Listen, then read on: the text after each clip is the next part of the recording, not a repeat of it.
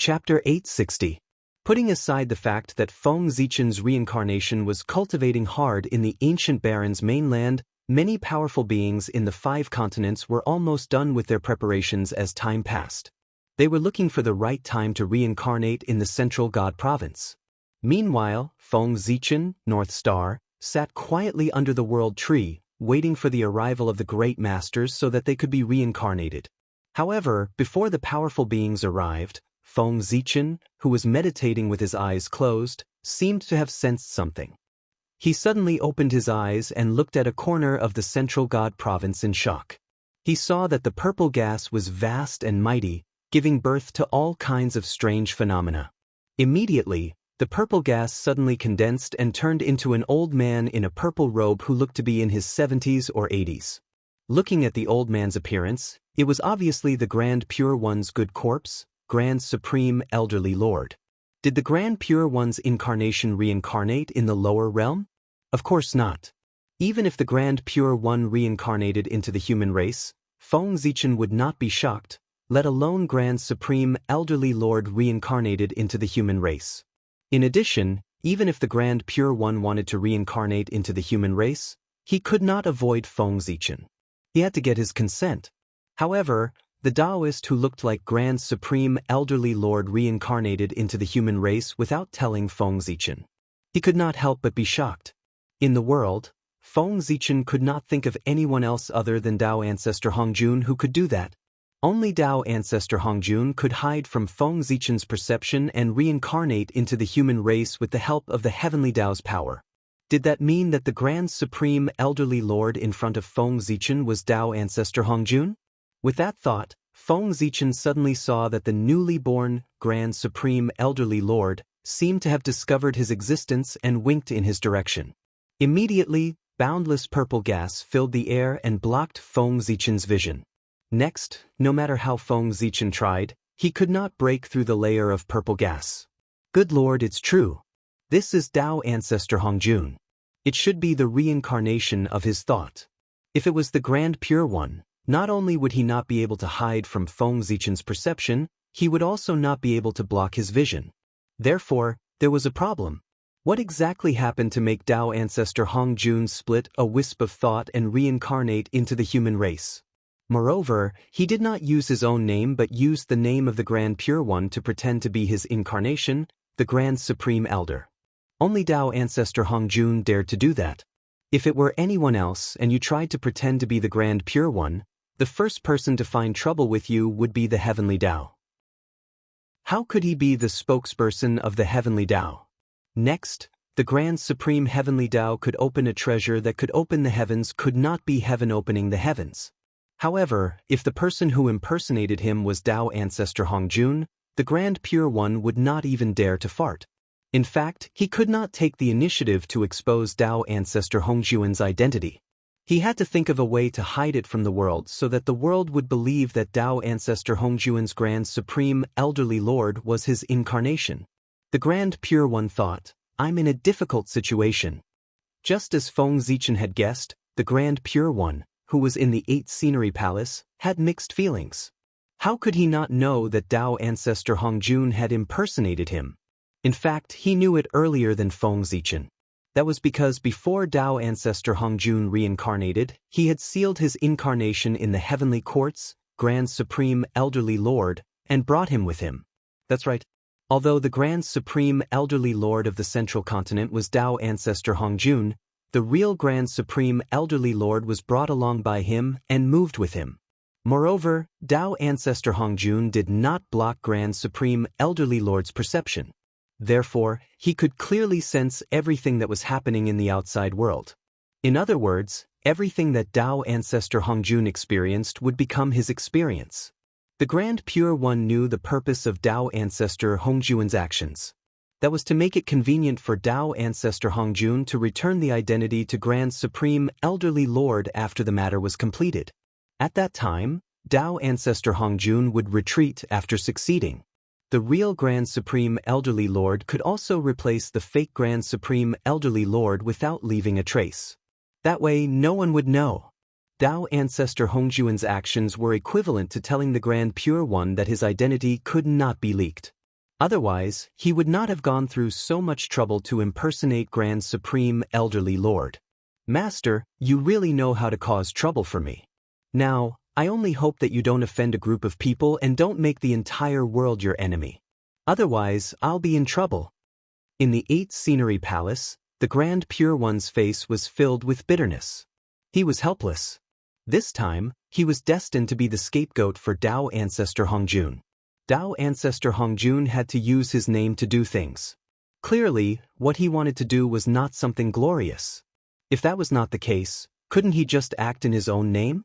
This matter was either disgusting or disgraceful. However, no matter what, the final outcome would definitely be offending someone. Yes, the one who offended was Grand Supreme Elderly Lord, not Dao Ancestor Hongjun. If someone else had done this, the Grand Pure One would have long taught him a lesson. However, if this person was Dao Ancestor Hongjun, he could only accept it and hope that Dao Ancestor Hongjun would offend fewer people. Sigh, there was nothing he could do. Who asked him to be his master and he was his disciple? Feng Zichen did not know how depressed the Grand Pure One was, but he was quite puzzled now. Why did Dao Ancestor Hongjun reincarnate all of a sudden? Did he have some plans? Or did he feel that the human race was developing too quickly and was preparing to use this opportunity to suppress the human race? His thoughts were in a mess. Feng Zichen could not figure out Dao Ancestor Hongjun's purpose. Therefore, after thinking about it, Feng Zichen decided to reincarnate into the human race and personally see what Dao Ancestor Hongjun was planning. However, he could not be the one to reincarnate this time. That would cause too much of a commotion. Someone else had to go. Naturally, it was Xianxia. By now, Xianxia should have disappeared. Otherwise, if Xianxia's identity was exposed one day, it would be troublesome. The 3 Pure Ones would definitely fight Feng Zichen to the death. Moreover, thinking about that scene, Feng Zichen felt very awkward. In addition, no one would stand on Feng Zichen's side. He was indeed in the wrong. It was fine if he used his incarnation to acknowledge the 3 Pure Ones as his master, but after learning, he actually dared to become enemies with the 3 Pure Ones? This was deceiving his master and destroying his ancestors. No, this was worse than deceiving his master and destroying his ancestors. Because Xianxia's identity had not been exposed yet, he was still a spy that Feng Zichen had placed beside the 3 Pure Ones. Was he playing a spy, or was he playing the 3 Pure Ones like fools? If the 3 Pure Ones knew that the disciple that they had painstakingly cultivated was their mortal enemy, Feng Zichen's incarnation, they would go crazy with anger. They would directly become the laughingstock of the 3 realms. If Feng Zichen was one of the 3 Pure Ones, he would be so ashamed that he would want to commit suicide. The 3 Pure Ones might not want to commit suicide, but they would definitely want to kill Feng Zichen. The kind that would not rest until one of them was dead. Therefore, in order to prevent this from happening, Feng Zichen had to take advantage of the fact that Xianxia's identity had not been exposed to completely eliminate this hidden danger. As for how to solve it, then he could only let Xianxia die. As long as Xianxia died, and it was the kind that could not be resurrected, then everything on him would vanish. The relationship between him and Feng Zichen would also be completely sealed, and no one would know. Then how would Xianxia die completely? That would be related to what he would do when he reincarnated into the human race. To be honest, Feng Zichen felt that he was wronged in this matter with Xianxia. He also did not want to play a spy. Back then, he let Xianxia become the disciple of the Xianxia saint because he felt that his future was uncertain, so he wanted to leave a way out for himself. If he was unfortunate enough to die in the calamity of the demon race's massacre, he could start over with Xianxia's identity. At that time, Feng Zichen would never have thought that he would come to this step today and become mortal enemies with the 3 Pure Ones. The heavens took pity on him. His original intention was really just to leave a way out for himself. Only the heavens knew that after countless years, things would develop to this step. This was all caused by too many accidents, and it had nothing to do with Feng Zichen. In addition, although Xianxia was prepared to become the disciple of the Xianxia saint, he had not gone yet, had he? It was the Xianxia saint who took the initiative to take him as his disciple. It was not Xianxia who took the initiative. It was the Xianxia saint who took the initiative. He was passive.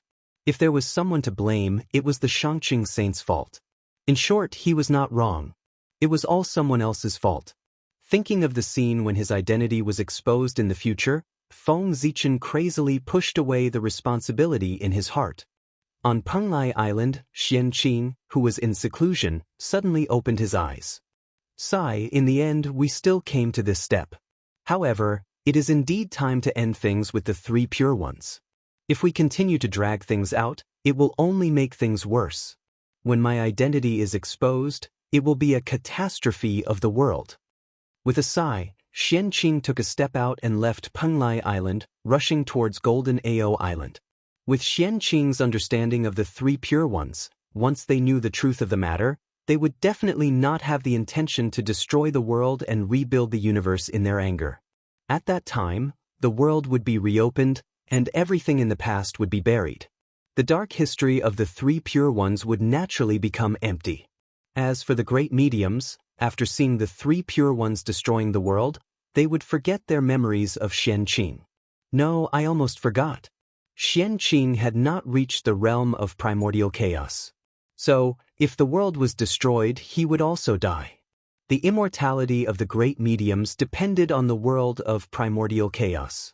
If the world of primordial chaos was destroyed, the great mediums would lose their support.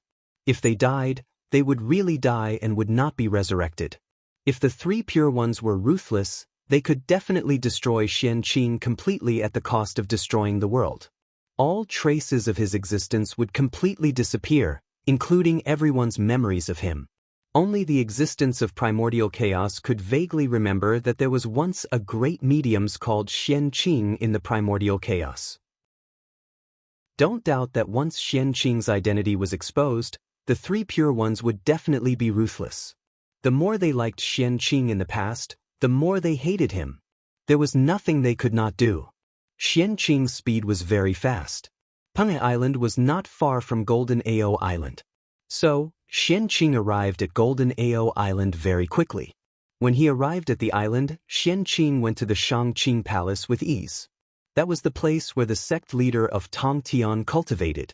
Along the way, he did not meet many disciples of the Jia sect. After the God investiture tribulation, the Jia sect still withered.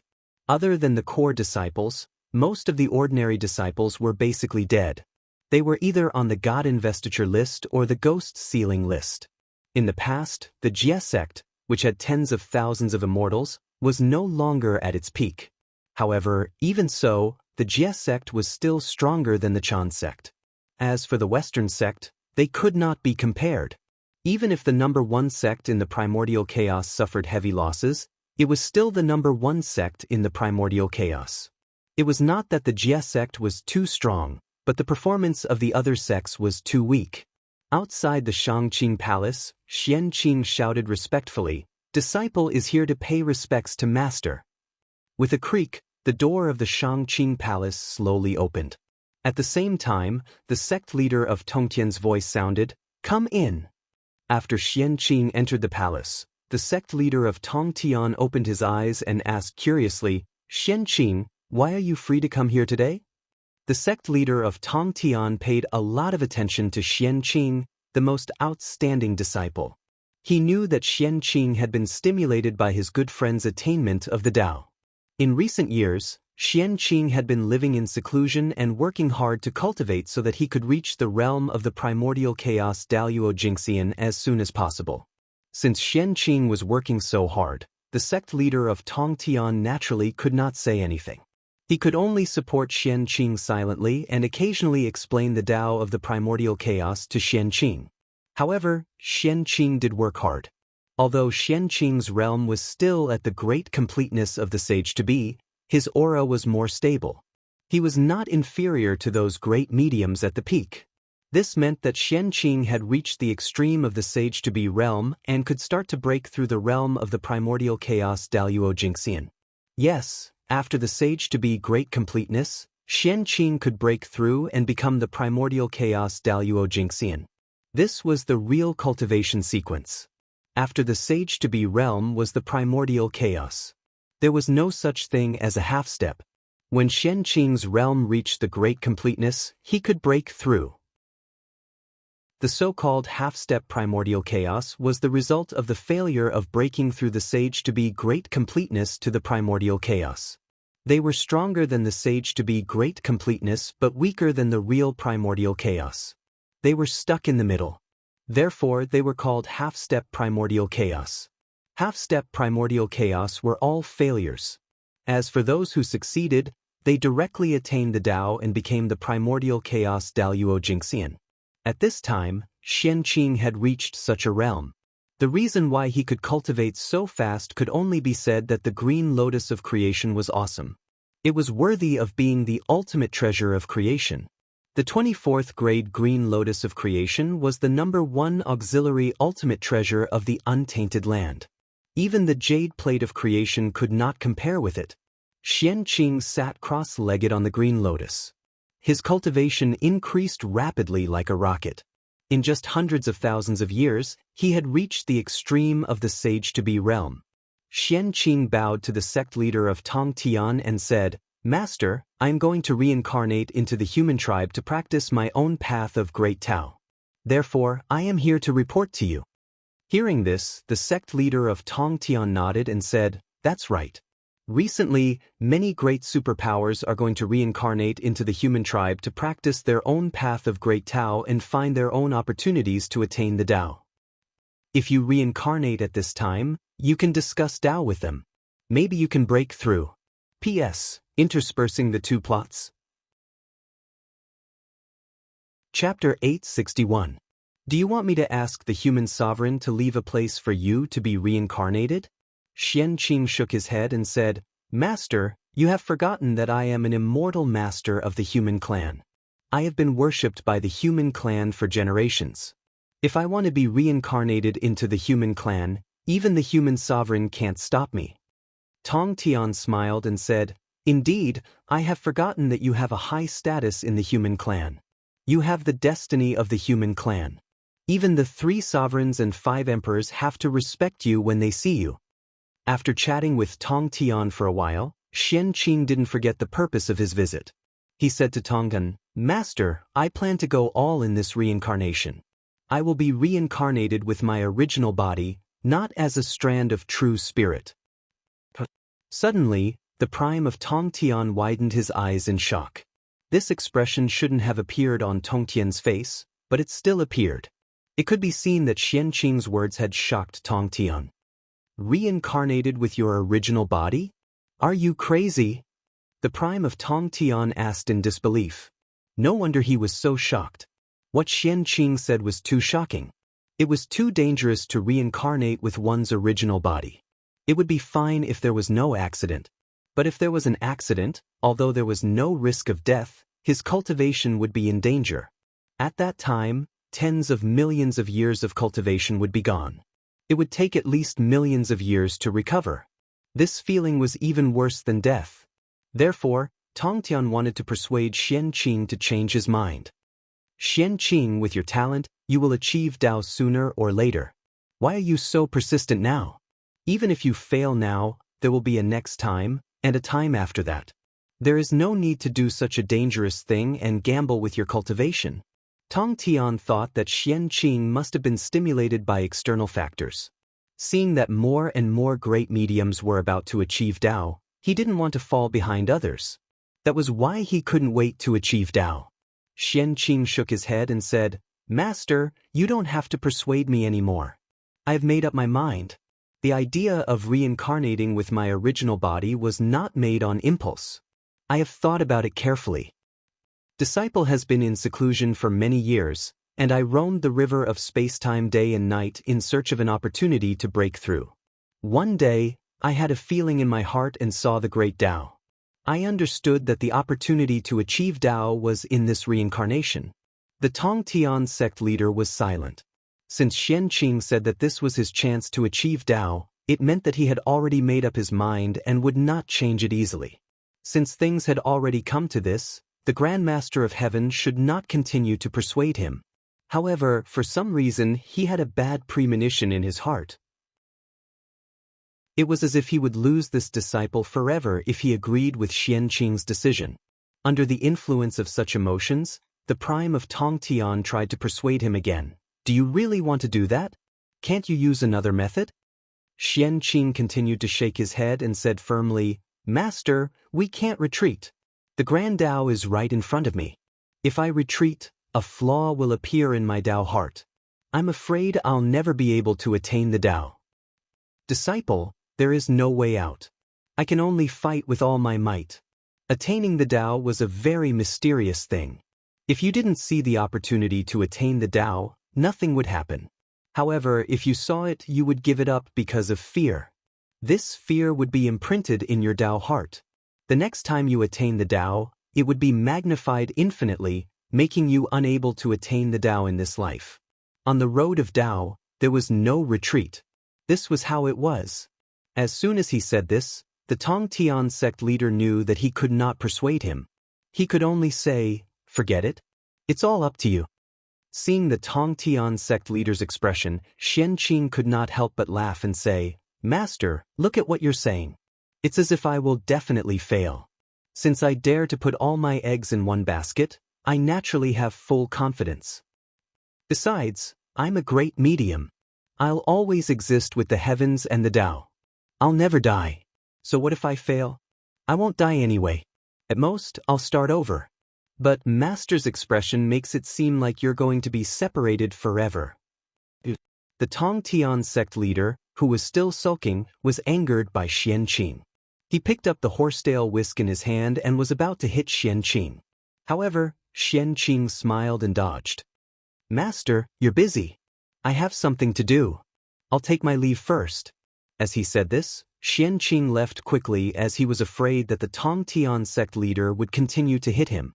After Xianxing left, the smile on the Tongtian sect leader's face disappeared and was replaced by a serious expression. Although what Xianxing said was the truth, there was still a haze lingering in the Tongtian sect leader's heart. If there was really no problem with this matter, why would he have a bad feeling in his heart? The reincarnation of Xianxing was not that simple. After thinking for a while, the Tongtian sect leader could not think of a reason. In the end, he could not help but sigh. Forget it. The poor Wei will spend more energy to keep an eye on Xianxing's reincarnation for a while. See what's going to happen to him. If there's really someone who wants to hurt the disciple of the poor Wei, don't blame the Qingping sword in the poor Wei's hand for being ruthless. In the end, the Tongtian sect leader's voice could not help but have a strong murderous intent. Being accompanied by the 4 immortal slaying swords day and night, how could the Tongtian sect leader not have a murderous intent? Xianxing, who had already walked far away, did not hear what the Tongtian sect leader said just now. If he had heard it, he would probably be moved and be more determined to walk on the road to death so that he could cut off the relationship between himself and the 3 pure ones. Really, it could not be delayed any longer. On the way, Xianxing did not notice the situation around him because he had something on his mind. He just kept walking forward until a gentle voice sounded, which woke him up. Greetings, eldest senior brother. Xianxing looked up and found that the person who called him was the 3 pure ones. He was about to leave the island, and the 3 pure ones were about to enter the island. They bumped into each other. Greetings, junior sisters. Xianxing nodded and greeted the 3 pure ones. He was about to leave. But at this moment, he heard Yunxiao ask, Are you leaving, eldest senior brother? Xianxing nodded and replied, Yes. He could not help but stop in his tracks. Because he had just remembered something. After this reincarnation, he was destined not to come back. What would happen to the 3 immortal island? And what about those creatures in the East Sea who were under his protection? Thinking of this, Xianxing suddenly said to the 3 pure ones, Junior sisters, can I ask you for a favor? When the 3 cloud fairies heard that, they hurriedly replied seriously, Of course. We owe senior brother a debt of gratitude. Senior brother's matters are our matters. Even if we have to risk our lives, we won't frown. These words made Xianxing a little embarrassed. He quickly said, Junior sister, you're being too serious. What I want to ask for your help is not a big deal. I just want you to help me take care of the three immortal island and the creatures outside the island while I'm away. How long will eldest senior brother be away? Do you need me to help you take care of the three immortal island? Knowing that Xianxia was going to leave for a while, Xianxia quickly asked. How long would he be away? Of course, he would never come back. Xianxia replied in his heart. However, he could think that way, but he could not say that out loud. Xianxia pretended to think for a while and said, How long will he be away? It's hard to say. At least 100 years or 1,000 years. At most, it might be 1,000,000 years. Xianxia asked in confusion, Where is eldest senior brother going? It's actually going to take so long? Xianxia smiled and pretended to be mysterious as he replied, You'll know after a while. At this point, before Xianxia could ask, Xianxia interrupted, All right, don't ask about me. Let's talk about whether you agree to my request. Hearing this, the three pure ones hurriedly said, Junior sister has no reason to refuse senior brother's request. That was an agreement. Although the three pure ones had not reached the realm of the Daluo Taoist priests, they were probably not far off. Especially when the three of them worked together to set up the 9 Bends Yellow River Array. Even the Khanate Taoist priests would have to suffer. With the three sisters protecting the three immortal island, the safety of the East Sea living beings inside and outside the island was guaranteed. As for why he asked the three pure ones to take care of the three immortal island and not other junior brothers and sisters, such as Duobao. Of course, it was not because the three pure ones were good-looking, but because they were born and raised in the East Sea like Xianxia. With this karma, they would treat the living beings near the three immortal island more attentively. It was because they had the same interests. No matter how deep their relationship was, there would be a day when they were indifferent. Only benefits could last forever. If they asked other junior brothers for help, it would be fine if Xianxia did not show up for 1,000 or 10,000 years. However, if this time was extended to 1,000,000 or 10,000,000 years, and Xianxia did not show up for a long time, no matter how great their relationship was, it would be over. As such, they would abandon these living beings in the East Sea sooner or later if they had no interest in them. However, the three pure ones were different. The East Sea was their natural base, and these living beings in the East Sea would become their subordinates. Therefore, they would be more attentive to the living beings in the East Sea and would not become estranged because of the passage of time. After all, the living beings near the three immortal island had worshipped Xianxia for tens of millions of years. With this relationship, even if Xianxia left, he would leave a way out for them. In this way, their acquaintance was not in vain. In that case, I'll thank you in advance, junior sisters. Xianxia nodded and thanked the three purities before taking his leave. Just as Xianxia was preparing to arrange the reincarnation matters, some of the great mediums were already fully prepared.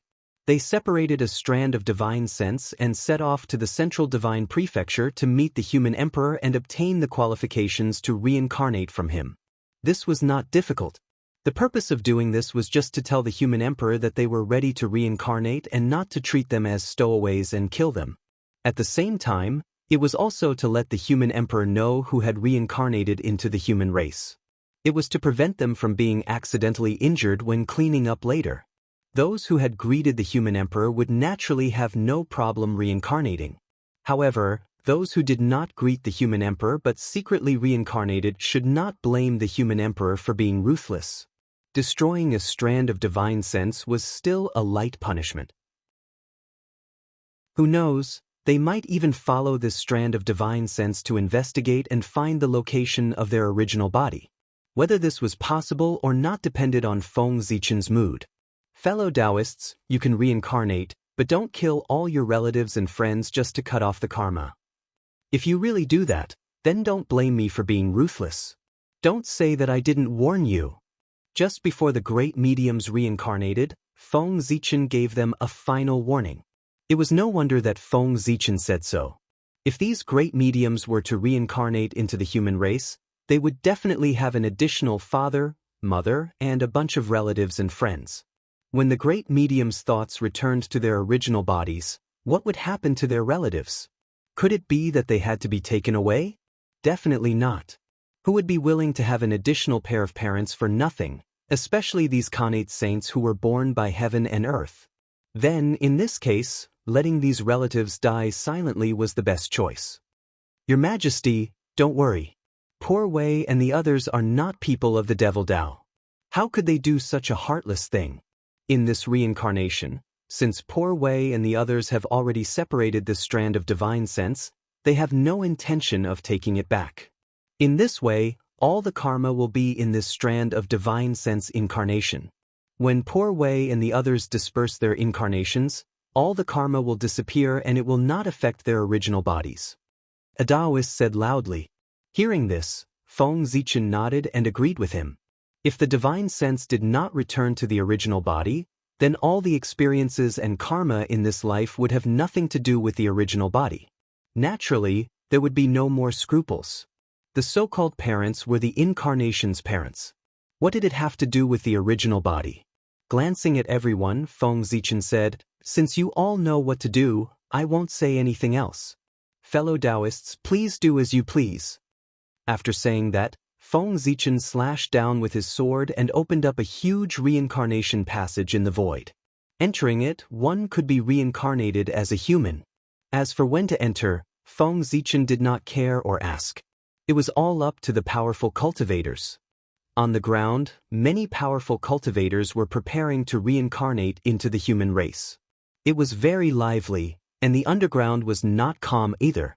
First, a huge spatial fluctuation suddenly appeared in the reincarnation hall, alarming the entire 3 realms and attracting the attention of many powerful cultivators.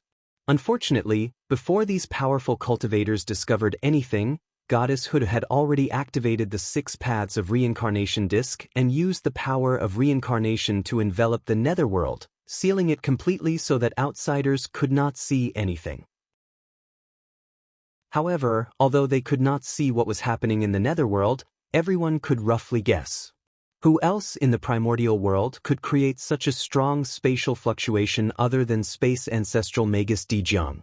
Thinking back to the origin of heaven and earth that fell from the boundless starry sky before Ziwei the Great sealed it, it was not difficult to guess that it was most likely the return of ancestral Magus Dijiang. The 12 ancestral Magi palaces had suppressed the primordial world for many years and had accumulated a lot of power for the return of the ancestral Magus. In addition to the origin of heaven and earth left behind by Ziwei the Great, it would not be difficult for Goddess Hudu to revive ancestral Magus Dijiang. P.S. Rich woman, where are you? I don't want to work hard anymore. Chapter 862. He just didn't know how much strength Dijiang had left after his resurrection.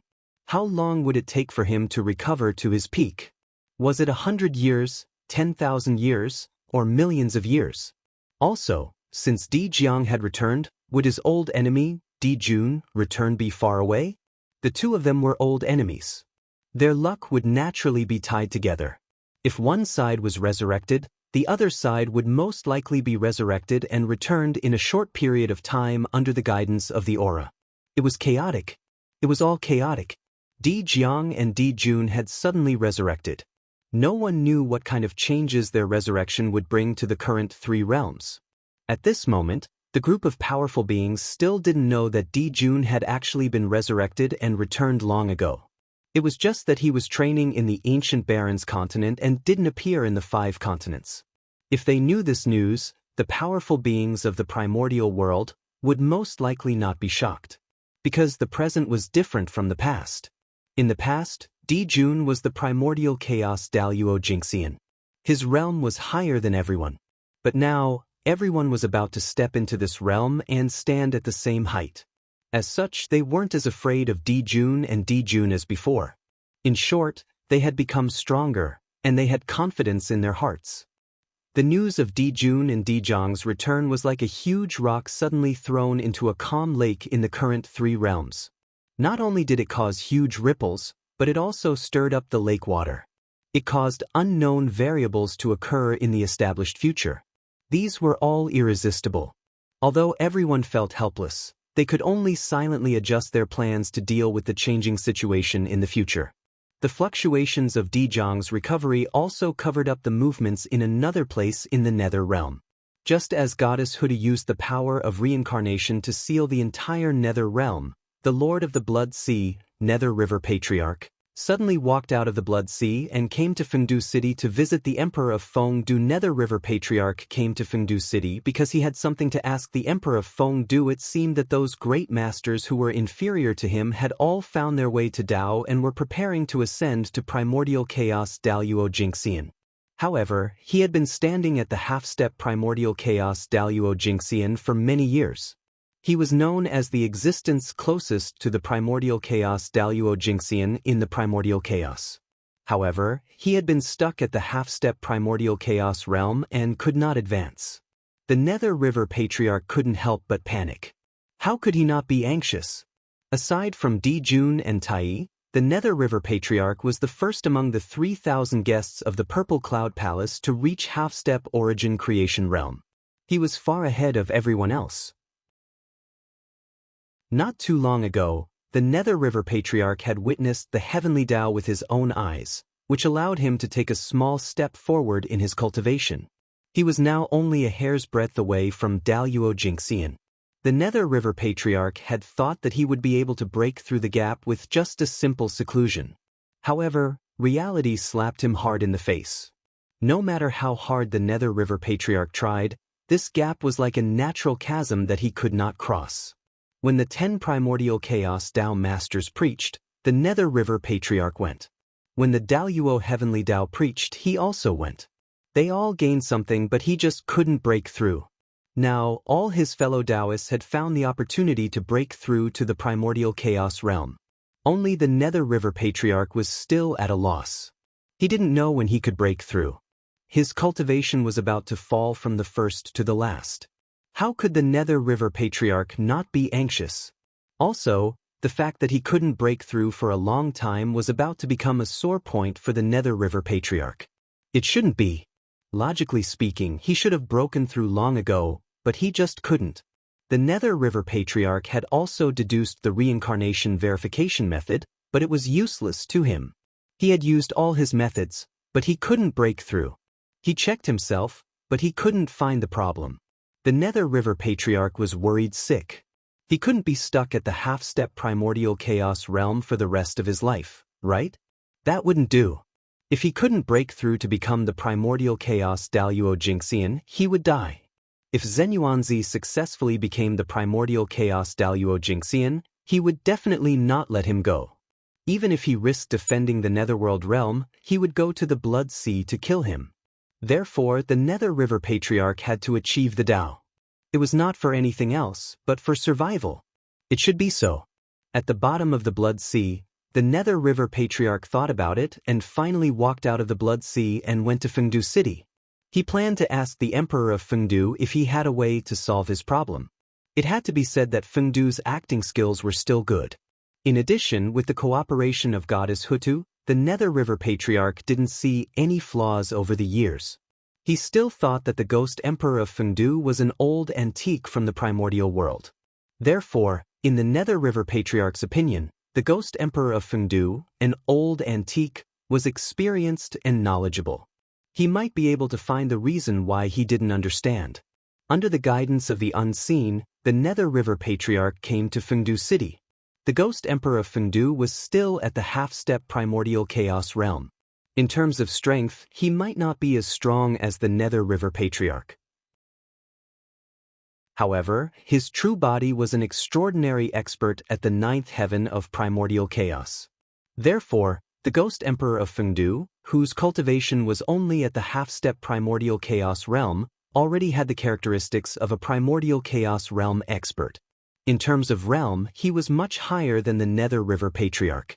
With this advantage, the Emperor of Fengdu, who was in Fengdu City, had already sensed it when the Nether River Patriarch moved. He sent his disciple, Tongyu, out in advance to welcome the Nether River Patriarch. Netherworld Hierarch, Master has been waiting for you in the Netherworld Hall for a long time. When the Nether River Patriarch approached Fengdu City, Tongyu took the initiative to say. The Nether River Patriarch was shocked when he heard that. He came to Fengdu City on the spur of the moment without any warning.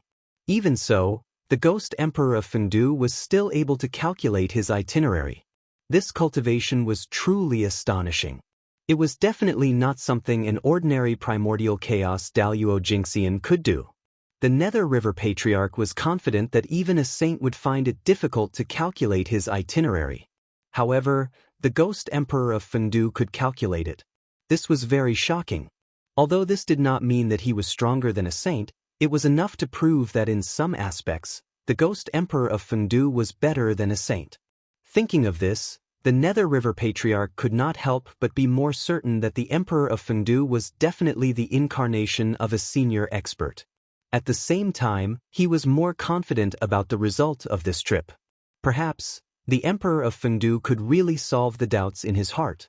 At this point, the Nether River Patriarch calmed down.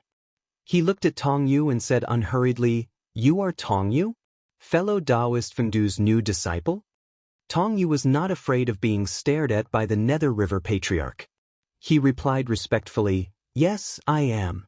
Seeing that Tong Yu's expression did not change under his gaze, the Nether River Patriarch's eyes could not help but reveal a hint of admiration. Not bad, not bad. As expected of fellow Taoist Fengdu's disciple. Just this courage has already surpassed many living beings in the three realms. Who was the Nether River Patriarch?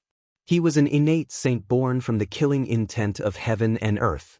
He cultivated the innate Tao of slaughter. His eyes contained boundless killing intent. There were images of mountains of corpses and seas of blood, blood floating in the air, and the corpses of gods and demons lying on the ground. Ordinary Taoist priests would tremble in fear if they were stared at by him. However, Tong Yu's expression did not change. It was clear that he was extraordinary. You are the first innate god and demon born from the Ghost Tao. If there are no accidents, it will not be difficult for you to become a great divinity in the future. It is also not impossible for you to strive for the supreme primordial chaos Tao realm. After praising Tong Yu, the Nether River Patriarch took out a blood-colored lotus seed and handed it to Tong Yu. The sea of blood is so filthy that it is difficult to breed treasures. Therefore, I don't have anything good in my hands. Only this red lotus seed can be taken out. I will give you one as a meeting gift. Although Tong Yu was born later and was a living being of the three realms, he was also a person who was well-read. Therefore, he was not unfamiliar with the few precious treasures of the Nether realm.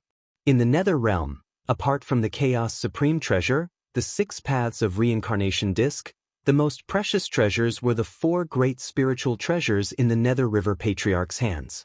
They were the Supreme Grade Khanate Merit Numinous Treasure, the Northern Mystic Origin Water Control Flag, the 12th rank Red Lotus of Hellfire, and the 2 Khanate Killing Swords, Yuan Tu and Abi.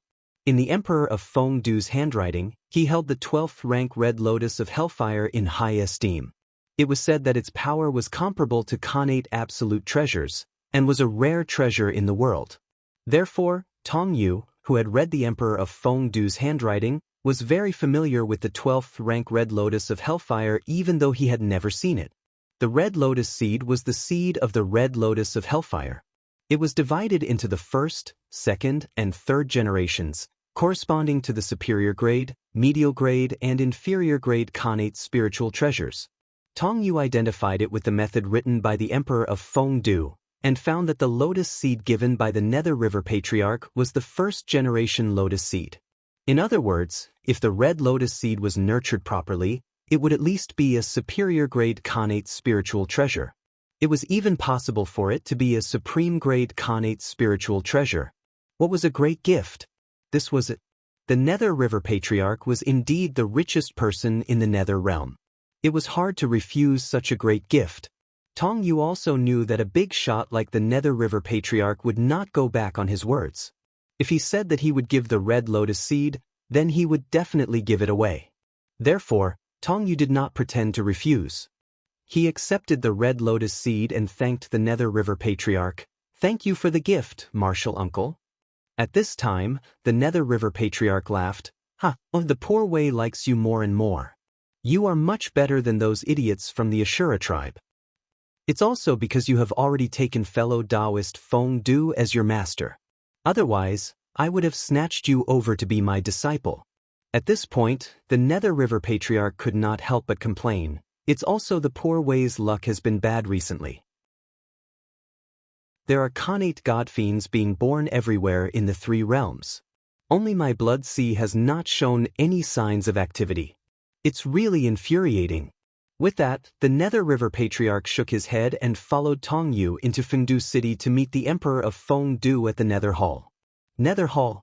If the Hall of Reincarnation was the sacred ground of the Nether Realm, the Nether Hall was the center of power in the Nether Realm. It was named after the Nether Hall, which showed its status. After leading the Nether River Patriarch to the Nether Hall, Tong Yu consciously retreated. The Nether River Patriarch, on the other hand, stepped into the Nether Hall alone. Looking at the Nether River Patriarch who stepped into the hall, the Emperor of Fengdu smiled and said, "Fellow Taoist Nether River, why do you have time to come to the poor way's place?" Hearing that, the Nether River Patriarch smiled bitterly and said, "Fellow Taoist Fengdu, why do you ask when you already know the answer? The matter of achieving the Tao is really difficult for the poor way." The Nether River Patriarch did not hide his purpose since he had a favor to ask. He directly stated his purpose of coming. At the same time, he also knew that since the other party had predicted his return, he naturally guessed his purpose of coming. In that case, there was no point in hiding his purpose of coming. It was better to say it openly. Hearing the Nether River Patriarch's words, the Emperor of Fengdu immediately fell silent. It was not that he did not know the crux of the Nether River Patriarch's problem.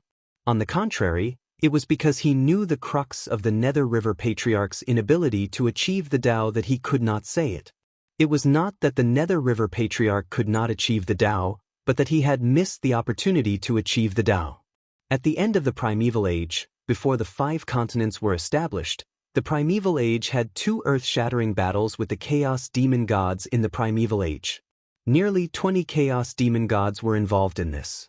And these 2 battles with the Chaos Demon Gods were the opportunities for the Nether River Patriarch to achieve the Primeval Age of Chaos Daluo Jingxian.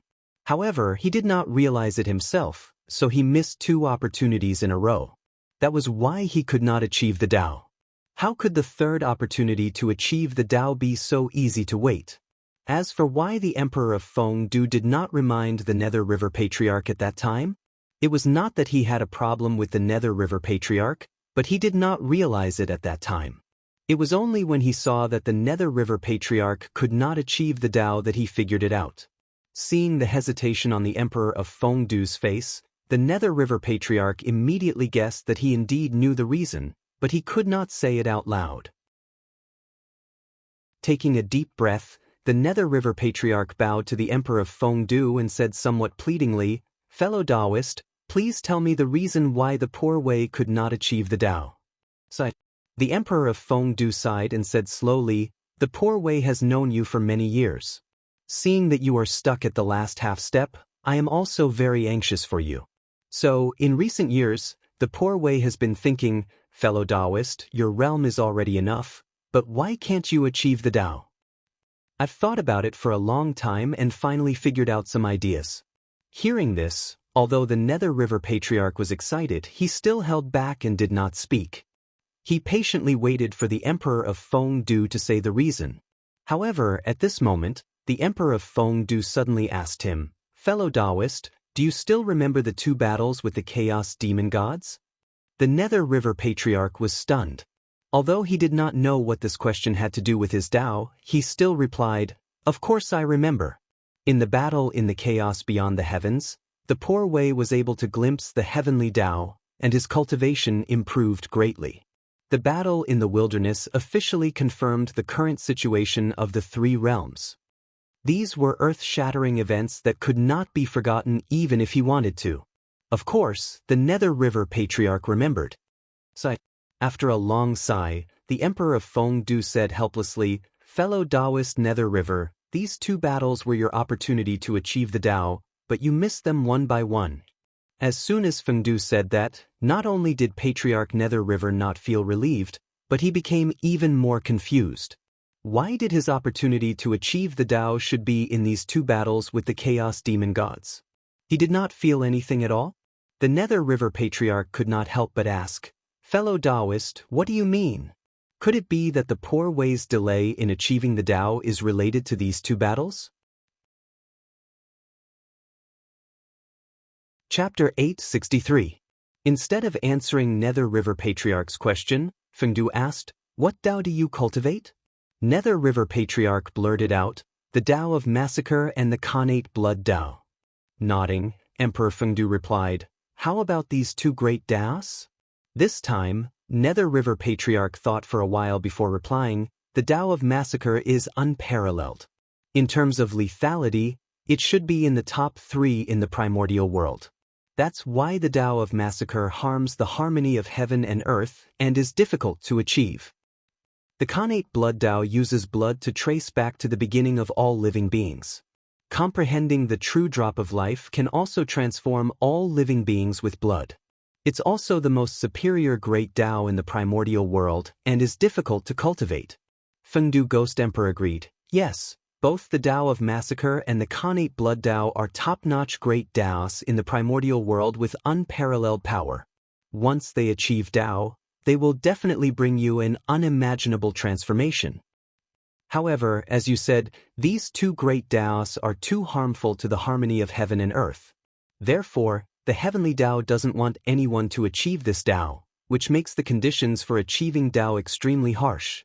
Speaking of this, Fengdu Ghost Emperor suddenly stood up and looked at Nether River Patriarch, saying in a deep voice, "According to the results of the Poor Way's many years of deduction, those who cultivate the Tao of Massacre have to kill a primordial chaos Daluo Jinxian to achieve Tao.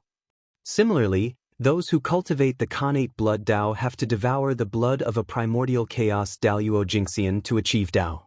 In this case, do you understand why I said that the two battles with the Chaos Fiend God were your opportunities to attain the Tao, fellow Taoist?" Emperor Fengdu's words were like a bolt from the blue, exploding in Nether River Patriarch's heart, making him speechless for a long time. It was indeed too shocking. Nether River Patriarch had never thought that the two Khanate Taos he cultivated were so difficult to achieve. If he had known this, he would have still chosen to cultivate the Khanate Blood Tao and the Tao of Massacre. Don't ask why, because they were too strong. After a while, Nether River Patriarch smiled bitterly and said, "I see. No wonder you said that the two battles were my opportunities to achieve Tao. Yes, it was an opportunity to attain the Tao. It was also an opportunity to pick up scraps."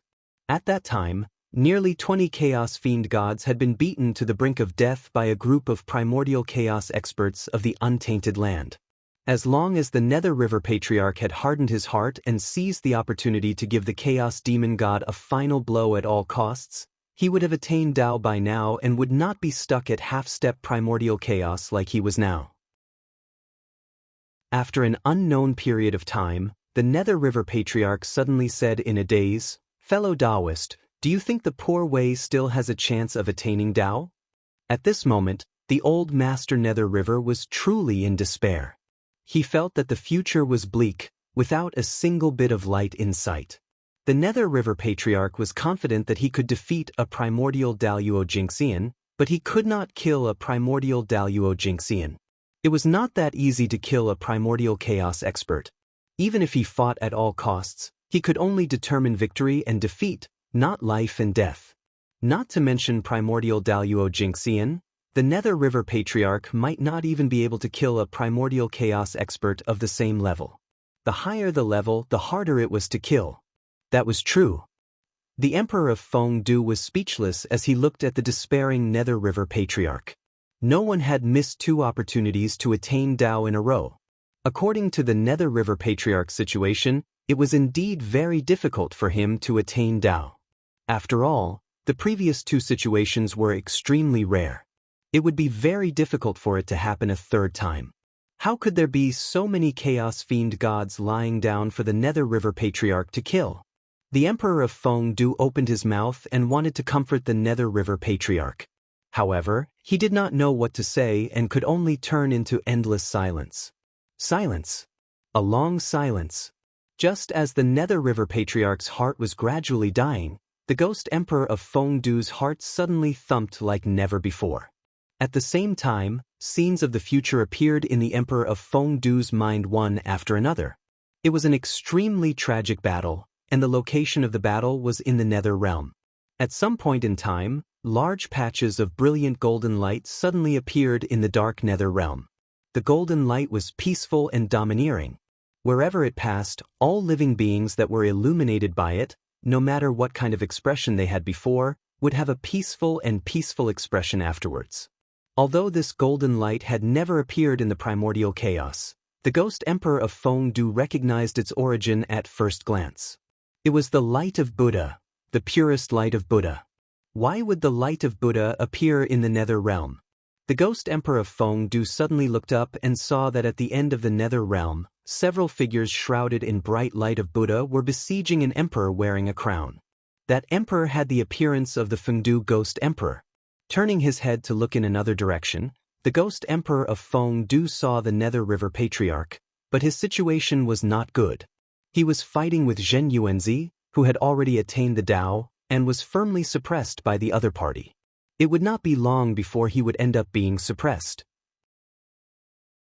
As he continued to observe the battlefield, the Ghost Emperor of Fengdu realized that almost all the Nether Realm experts were targeted.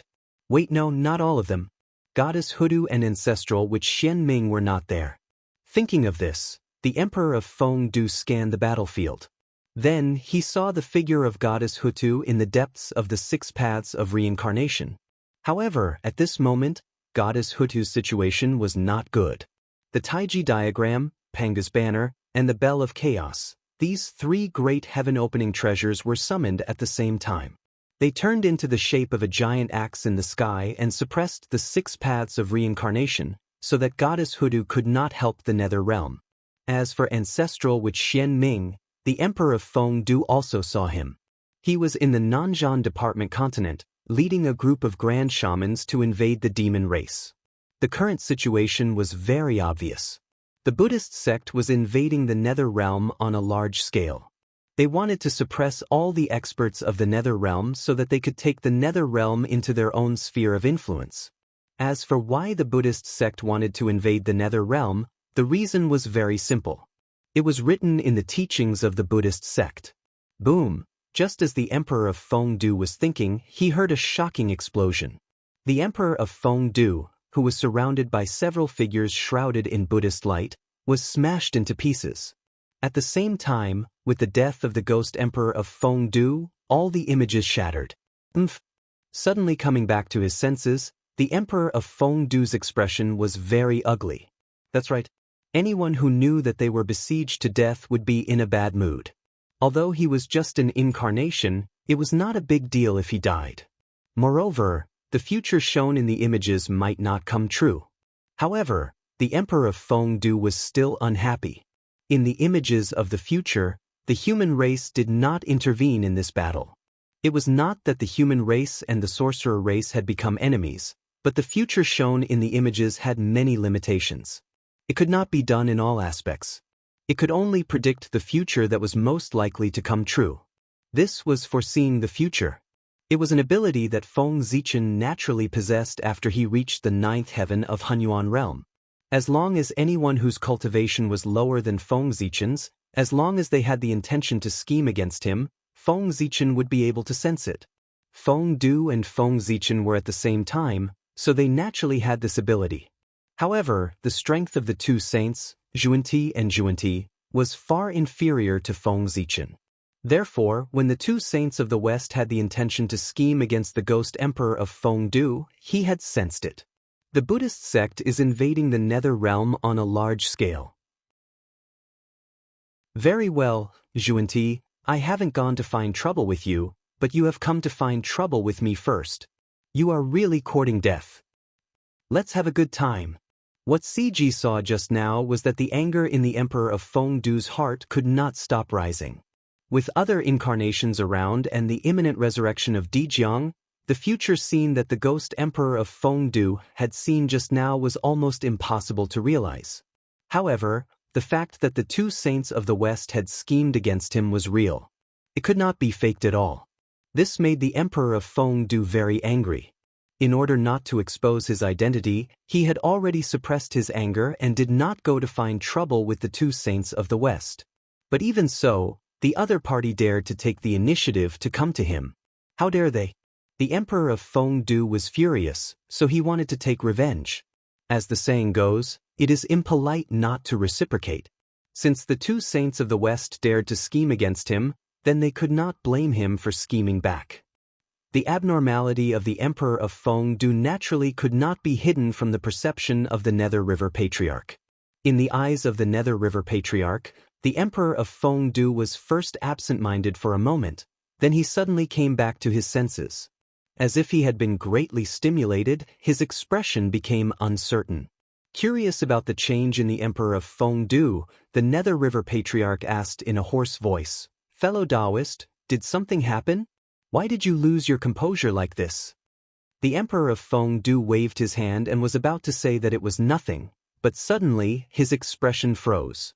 Then he revealed an ecstatic expression and said to the Nether River Patriarch excitedly, "Fellow Taoist, Poor Wei has thought of a way to let you attain the Tao."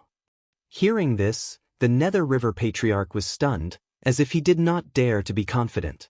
But soon, he reacted and hurriedly asked the Emperor of Fengdu, "What method have you thought of?" After calming himself down, the Emperor of Fengdu regained his calm and composed appearance. Then he said to the Nether River Patriarch, "The method is actually not difficult. With your strength, it is not difficult for you to do it.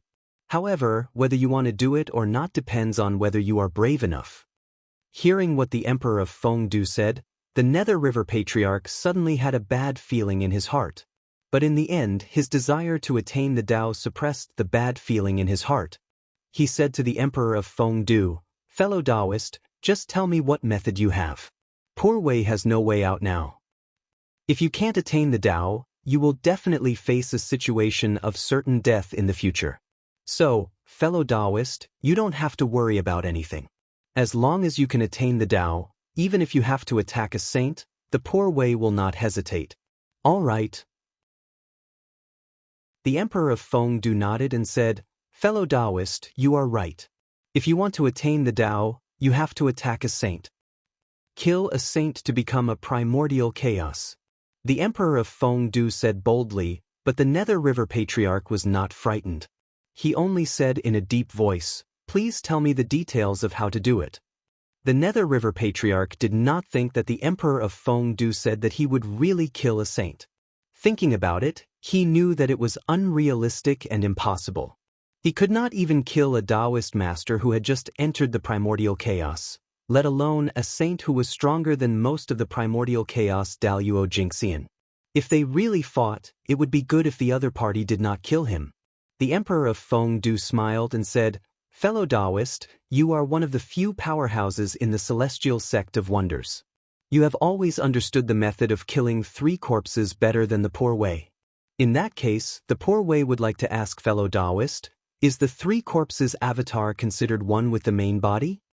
The Nether River Patriarch nodded subconsciously and said, "Of course. The 3 corpses are also a part of the body. In the future, they will have to be taken back after attaining the Tao. If they are not one, how can they be integrated?" At this point, the Nether River Patriarch seemed to have understood something. He suddenly raised his head and said, "Fellow Taoist, you mean to let the Poor Wei kill a saint avatar?" The Emperor of Fengdu replied, "Yes. Indeed, with the Nether River Patriarch's current strength, trying to kill a saint was no different from committing suicide. However, it was much easier to kill the 3 corpses avatar of a saint. As everyone knew, although the 3 corpses avatar was strong, it could not reach the level of the primordial chaos Daluo Jingxian. With the Nether River Patriarch's strength, he could even fight against a primordial chaos powerhouse. If he was well prepared, it would not be difficult to kill a saint avatar if he was caught off guard. The 3 corpses avatar was one with the saint. If the Nether River Patriarch could kill it, he could be considered as close to killing a saint. And a saint would only be stronger than the primordial chaos Daluo Jingxian, not weaker than the primordial Daluo Jingxian. Therefore, after killing the saint avatar, the Nether River Patriarch's Tao of Slaughter would be complete. He would then attain the Tao and break through to become the primordial chaos Daluo Jingxian. Similarly, if he could refine the flesh and blood of the saint avatar, the Nether River Patriarch's Khanate blood Dao would also be complete. By then, the Nether River Patriarch's strength would soar as the primordial chaos Daluo Jinxian. Compared to these gains, offending a saint was nothing at all. After thinking about it, the Nether River Patriarch said, "This method is feasible, but who should I target?" At this moment, the Emperor of Fengdu laughed. Who could he target? It had to be the two saints of the West. This was retribution for daring to scheme against him. "I'll kill one of your avatars first and make you the laughingstock of the primordial world. After that, I'll slowly settle the score with you." Walking to the Nether River Patriarch, the Emperor of Fengdu whispered, "Pick the weak. Since you want to target a saint, you must target the weakest one." Then the Emperor of Fengdu analyzed for him. The three pure ones are said to be separated, but the brothers are against the wall. If you target the three pure ones, it's hard to guarantee that the three of them will not join forces to deal with you. Therefore, the three pure ones are not desirable. The Nether River Patriarch nodded and said, "What you said makes sense." The Emperor of Fengdu continued to analyze. "Nua won't do either. She seems to be alone, but she has the entire human race as her backing. If they really fight, the three pure ones may not be her match." Chapter 864. Therefore, the only target you can choose to attack is Saint Xuanti. Firstly, although the two sages of the West seem powerful, they are not on the same side as us Panga gods. They are rootless duckweeds in the primordial world and are not accepted by everyone. Even if they suffer losses, no one will stand up for them. Secondly, Saint Xuanti is the weakest. Only by attacking him will you have a higher chance of success. Thirdly, which is also the most important point, among the six sages, only Saint Xuanti's incarnation often appears in the three realms. The incarnations of the other sages rarely appear. If you want to attack, you can only find Saint Xuanti's incarnation. After listening to the Emperor of Fengdu's analysis, Patriarch Mingi felt that it was quite reasonable. "You are right. The two sages of the West, as the descendants of the Chaos Demon God, not only appeared in the primordial world openly, but they also stole the position of sages. It is really hateful. If I can find a chance to kill one of their incarnations and make the West lose face, even if I can't achieve Dao, I can at least vent my anger." Patriarch Mingi was also very dissatisfied with the two sages of the West. After all, he was an innate saint born from Pangu's filthy blood. Although he was not an authentic Pangu, he still had Pangu's bloodline. He was innately disgusted with the descendants of the Chaos Demon God. Patriarch Mingi, who did not like the two sages of the West, was even more displeased after learning about their identities. That was to say, he was not strong enough. Otherwise, he would have killed his way to Mount Meru in the West. Patriarch Min was also an impatient person. After he made up his mind, he wanted to leave right away. "Thank you for clearing my doubts, brother. If I have any achievements in the future, I won't forget the kindness of your guidance today. But now, the poor Wei is eager to achieve Dao, so I will go to the Nether Blood Sea to make arrangements." Coincidentally, the Nether Blood Sea is not far from the West. When the poor Wei finds a place, I will lure the incarnation of Ancestor Xuanti here and kill him with the Blood Sea. Seeing that the Nether River Patriarch was so anxious, the Emperor of Fengdu understood his eagerness to attain the Dao. However, he still advised, "Fellow Nether River Patriarch, you are too anxious. You are showing signs of entering the calamity.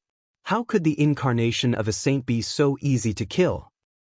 Even if his strength is inferior to yours, is the incarnation of Saint Xuanti dead? Is it made of wood? Can he just watch as fellow Taoist kills his incarnation? Of course not. If the incarnation is in danger, Saint Xuanti will definitely sense it immediately and save it. At that time, it's not certain who will be hunting who." After listening to the Emperor of Fengdu's words, the Nether River Patriarch calmed down. He knew that he had been too anxious to attain the Dao, so much so that he could not calm his emotions. His Dao heart fluctuated too much and almost attracted the tribulation of Dao attainment. There were tribulations when one was trying to prove their Dao. Naturally, there were also tribulations when one achieved their Tao, and they were even more terrifying. This was the tribulation of destruction. The great Tao was destroyed, and the true spirit merged with the world. From then on, it existed with the world, undying and indestructible. At the same time, it would completely lose its consciousness and be assimilated by the world. Although this was not considered death, in fact, it was no different from death. Moreover, it was a complete death, the kind that could not return.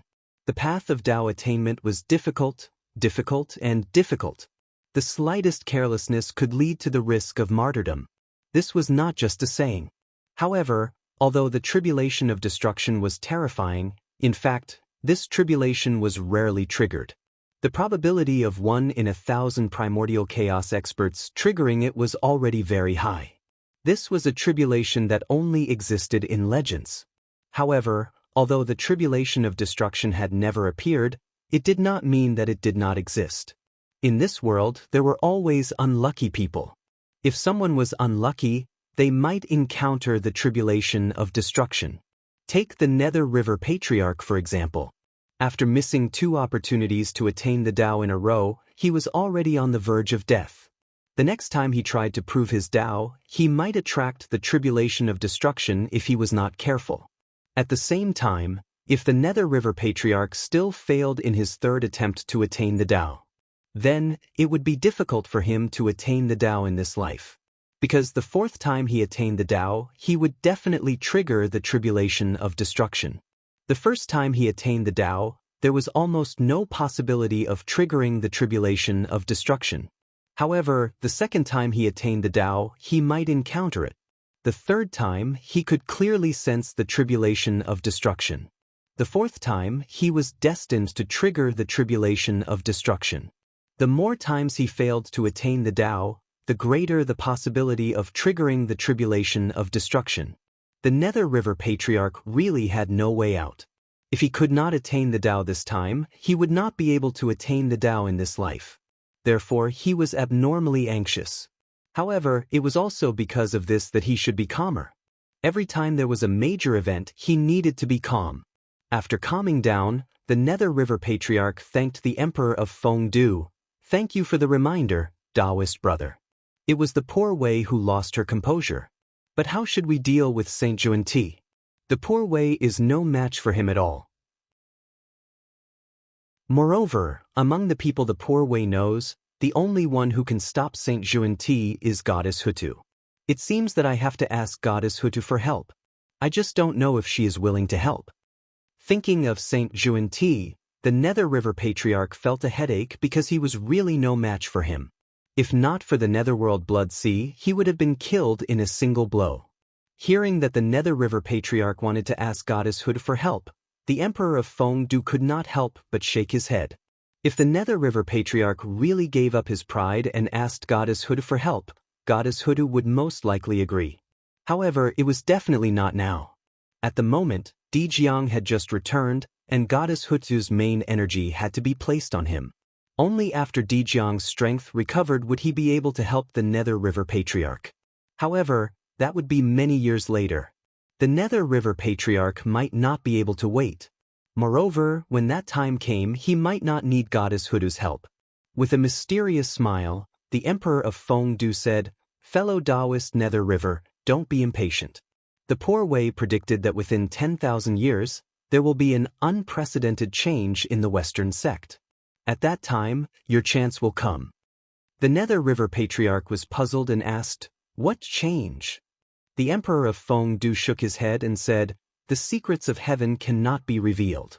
While the Nether River Patriarch and the Emperor of Fengdu were discussing, the central divine prefecture of the 5 great continents welcomed an unprecedented change.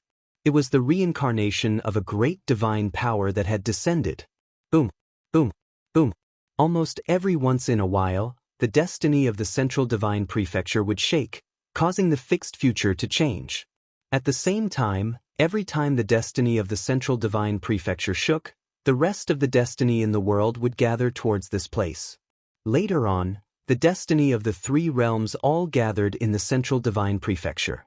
Not only that, even the various famous mountains, rivers, grotto heavens, and blessed lands that had long moved away from the ground and escaped into the depths of the void, which were the dojos of the great divine power, also separated a wisp of destiny and gathered in the central divine prefecture. At this moment, the destiny of the central divine prefecture could be said to be the highest in the three realms. Even the heavenly court could not compare to it. Such a huge amount of destiny also caused an unknown change in the central divine prefecture. Its future became chaotic and no one could see through it. Under the gathering of destiny, countless people with great destiny, heroes were born. There were many heroes and no one was willing to submit to the others. Naturally, countless troubles were born. In just a few short decades, several countries in the central divine prefecture were destroyed, and dynasties changed. That's right. Feng Zichen still used the feudal system to rule the country. Under the Human Dao imperial court, there were hundreds of thousands of vassal states of various sizes. These states varied in size. Although they all had their own systems, the Human Dao imperial court reigned supreme. All of them had to follow the orders of the Human Dao imperial court and submit to the jurisdiction of the Human Dao imperial court. Every 100 years, they even had to offer offerings to the Human Dao imperial court. Of course, in reality, the Human Dao imperial court rarely interfered in the internal affairs of these vassal states. Most of the time, they were autonomous. Unless they really could not stand it anymore, for example, when the ruler of a vassal state caused the people to be angry and the Human Dao imperial court noticed, the Human Dao imperial court would intervene, depose the ruler, and appoint a better ruler. Although the feudal system was outdated, in the current environment, it was the best choice. Who did not want to be the human emperor? It could be said that every human had the dream of becoming the human emperor. They wanted to become the human emperor of the generation and command the primeval land and all the races in the universe. Feng Zichen was very supportive of the idea of his clansmen. After all, only with ambition would there be motivation. Only then would the clansmen be forced to work harder in cultivation. If the path to advancement was blocked, the clansmen would lose their future. Then, they would lose the motivation to cultivate. The entire race would appear lifeless. In this way, the race would not be far from decline. Making a name for oneself and accomplishing great deeds was the nature of the human race. Any force that dared to suppress the nature of the clansmen would be crushed by the angry clansmen and become the dust of history. Feng Zichen naturally did not want to see this happen. Therefore, in the early days of his rule, he did not choose a centralized system. Instead, he used a more ancient feudal system. Of course, Feng Zichen also made some changes to the so-called feudal system. He created 5 new noble titles under the human king. From high to low, they were Duke, Marquis, Count, Viscount, and Baron. These 5 noble titles could not be conferred unless one had made great contributions. Those with noble titles were the dukes of the human race. Only dukes were qualified to establish a country. Among them, the country established by a baron was the smallest. It was a small country. The country established by a viscount was a viscount. The country established by a count was a count. The country established by a marquis was a marquis. The country established by a duke was a dukedom. Above the duke was the human king. The human king did not need to establish a country because they themselves had supreme power to assist the human emperor in ruling all races. If the human emperor was not around, the human king would be the master of the human emperor. It could be said that the human king was a small version of the human emperor. A more vivid way of saying it was that the human king was a strong competitor for the human emperor. If the human emperor abdicated, the next human emperor would be born from the human kings. Commoner, baron, viscount, count, divine marquis, duke, human king, and human emperor. These 8 levels were the promotion path of the human race. A mortal, from the moment of birth, was an ordinary commoner. Then, through diligent cultivation, he could increase his strength and establish a career, step by step increasing his rank from a commoner to a baron, then to a viscount, then to an earl, then to a marquis, as long as one was willing to work hard. In theory, everyone had a chance to become the human emperor, although it was very slim. However, it was precisely this slim chance that inspired generations of humans to work hard in cultivation and expand the territory of the human race, slowly increasing the strength of the human race. Now, in the central divine province, there were many big countries and many small ones. It was the result of the efforts of generations of humans. Under the human emperor, there were 3 human kings, 36 duke, 108 divine marquis, and countless counts, viscounts, and barons. All of them showed the prosperity of the central divine province. One had to know that times had changed. In the past, Daluo Taoist priests could become a human king. But now, no matter how weak a human king was, he was at least a quasi-saint. As for the duke, every one of them was a Khanate Taoist priests. As for the divine marquis, they were perfected Khanate Tao lords. The 3 human kings were 3 quasi-saints. 36 Grand Dukes meant 36 Khanate Tao masters. The 108 Divine Marquis were 108 perfected Khanate Tao lords. And this was only the forces on the surface of the central divine province. 3 sovereign personages and 36 Grand Dukes did not mean that the central divine prefecture only had 3 pre-saints. Of the 36 Zenith Heaven Holy Lords, there would always be a portion of them who pursued the Tao wholeheartedly and did not want to go through hardships in the mortal world. Therefore, these people didn't enter the human emperor as officials. Instead, they lived in seclusion in the various famous mountains and rivers of the central divine province. They either cultivated in seclusion, oversaw a region, or founded a sect. In short, there were people doing all kinds of things. Within the central divine province, there were many countries, each of them doing their own thing. As a result, there were many conflicts between the various vassals, and sometimes wars would break out. Almost every once in a while, an old vassal state would disappear and a new one would be established. Of course, these referred to the small countries. After reaching the level of a marquis, there were very few that were destroyed. As for the duchies, since their appearance, their numbers had only increased and never decreased. With the Daluo Taoist priests overseeing them, the duchies were almost eternal. They might be weak for a while, but there was no risk of them being destroyed. As for the chaotic wars between the countries, Feng Zichen's attitude had always been to ignore them. As long as there wasn't a large-scale massacre of the common people, there was no sign of the human emperor among the countries. Only in chaotic times could true experts be born. Feng Zichen had always believed in this. Therefore, he clearly had the ability to stop the chaotic wars between the countries, but he had never done so. Feng Zichen wanted to use the chaotic wars between the countries to give birth to true experts for the human race. Without experiencing a storm of blood and wandering between life and death, how could one become a true expert? Peace would only make people gradually comfortable. Only danger could motivate people to continuously improve.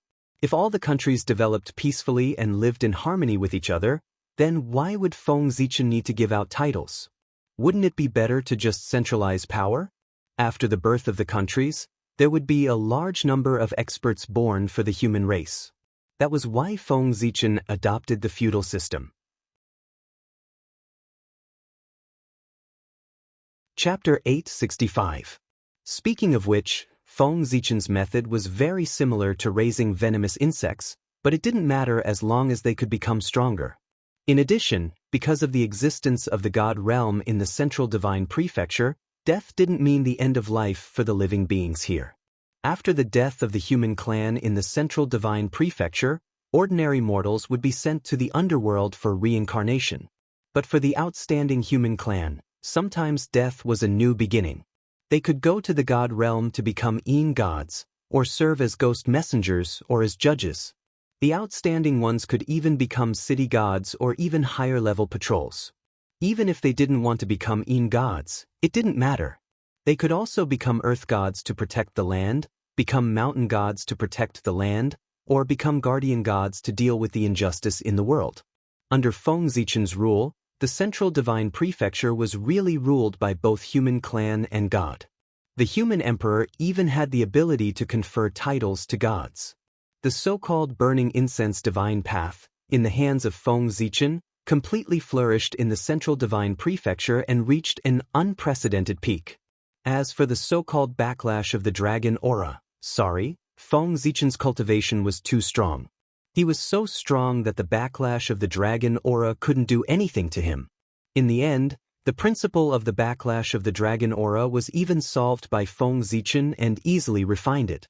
In other words, Feng Zichen could be the human emperor for as long as he wanted, and there would be no danger of the backlash of the dragon aura.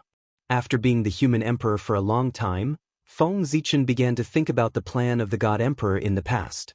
Now, he was trying to merge the human emperor's Tao fruit with the North Star Emperor's karmic position. He was trying to merge the two into one and become a stronger god emperor's Tao fruit, which was comparable to the celestial emperor. Once Feng Zichen succeeded, the heaven realm would change its name to the immortal realm in the future. After Feng Zichen became the god emperor, the gods would be under his jurisdiction, and the immortals would be under Hao Tian's jurisdiction. In that case, the heaven realm without gods and only immortals would become the immortal realm. The celestial court would also be changed to the celestial court.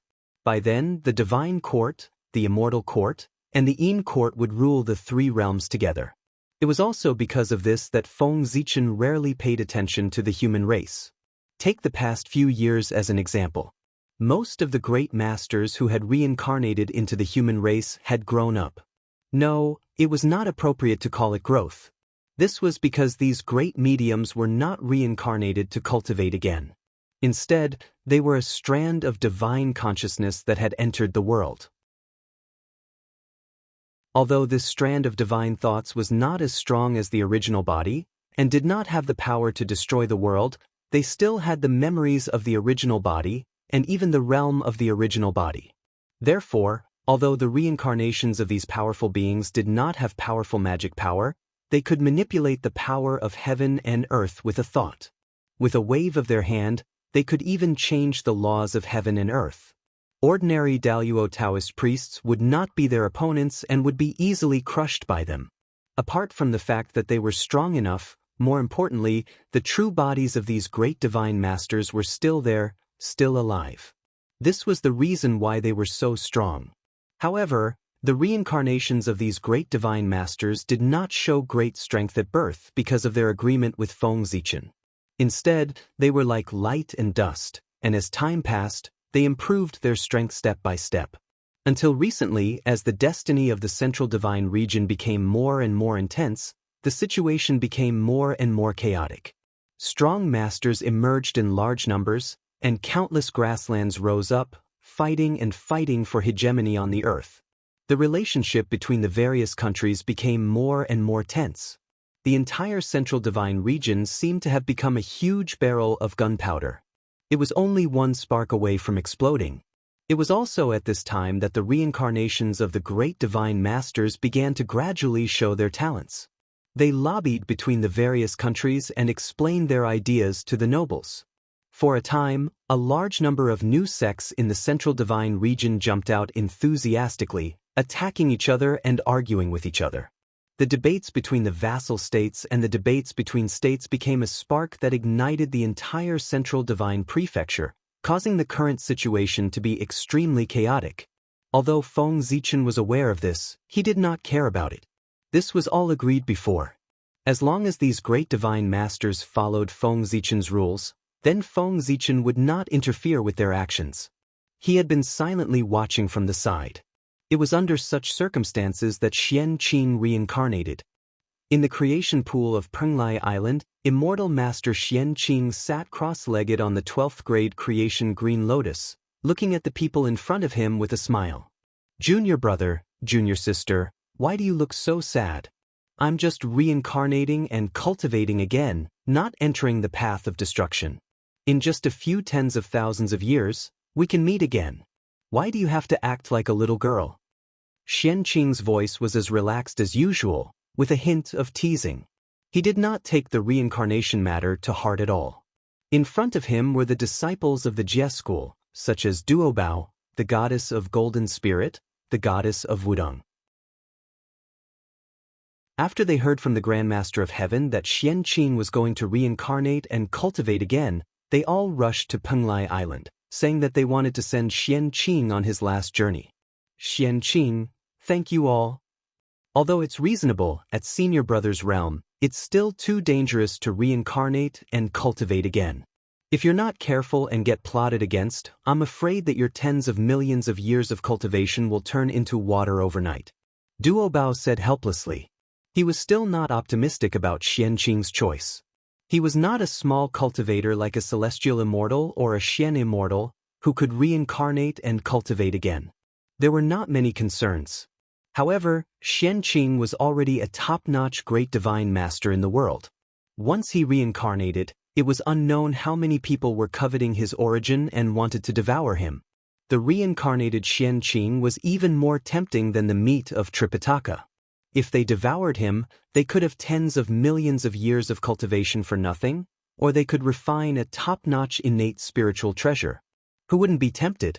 Even with the protection of a saint, it would be difficult to suppress the greed in some people's hearts, forcing them to take risks and make unwise moves like scheming against Xianqing.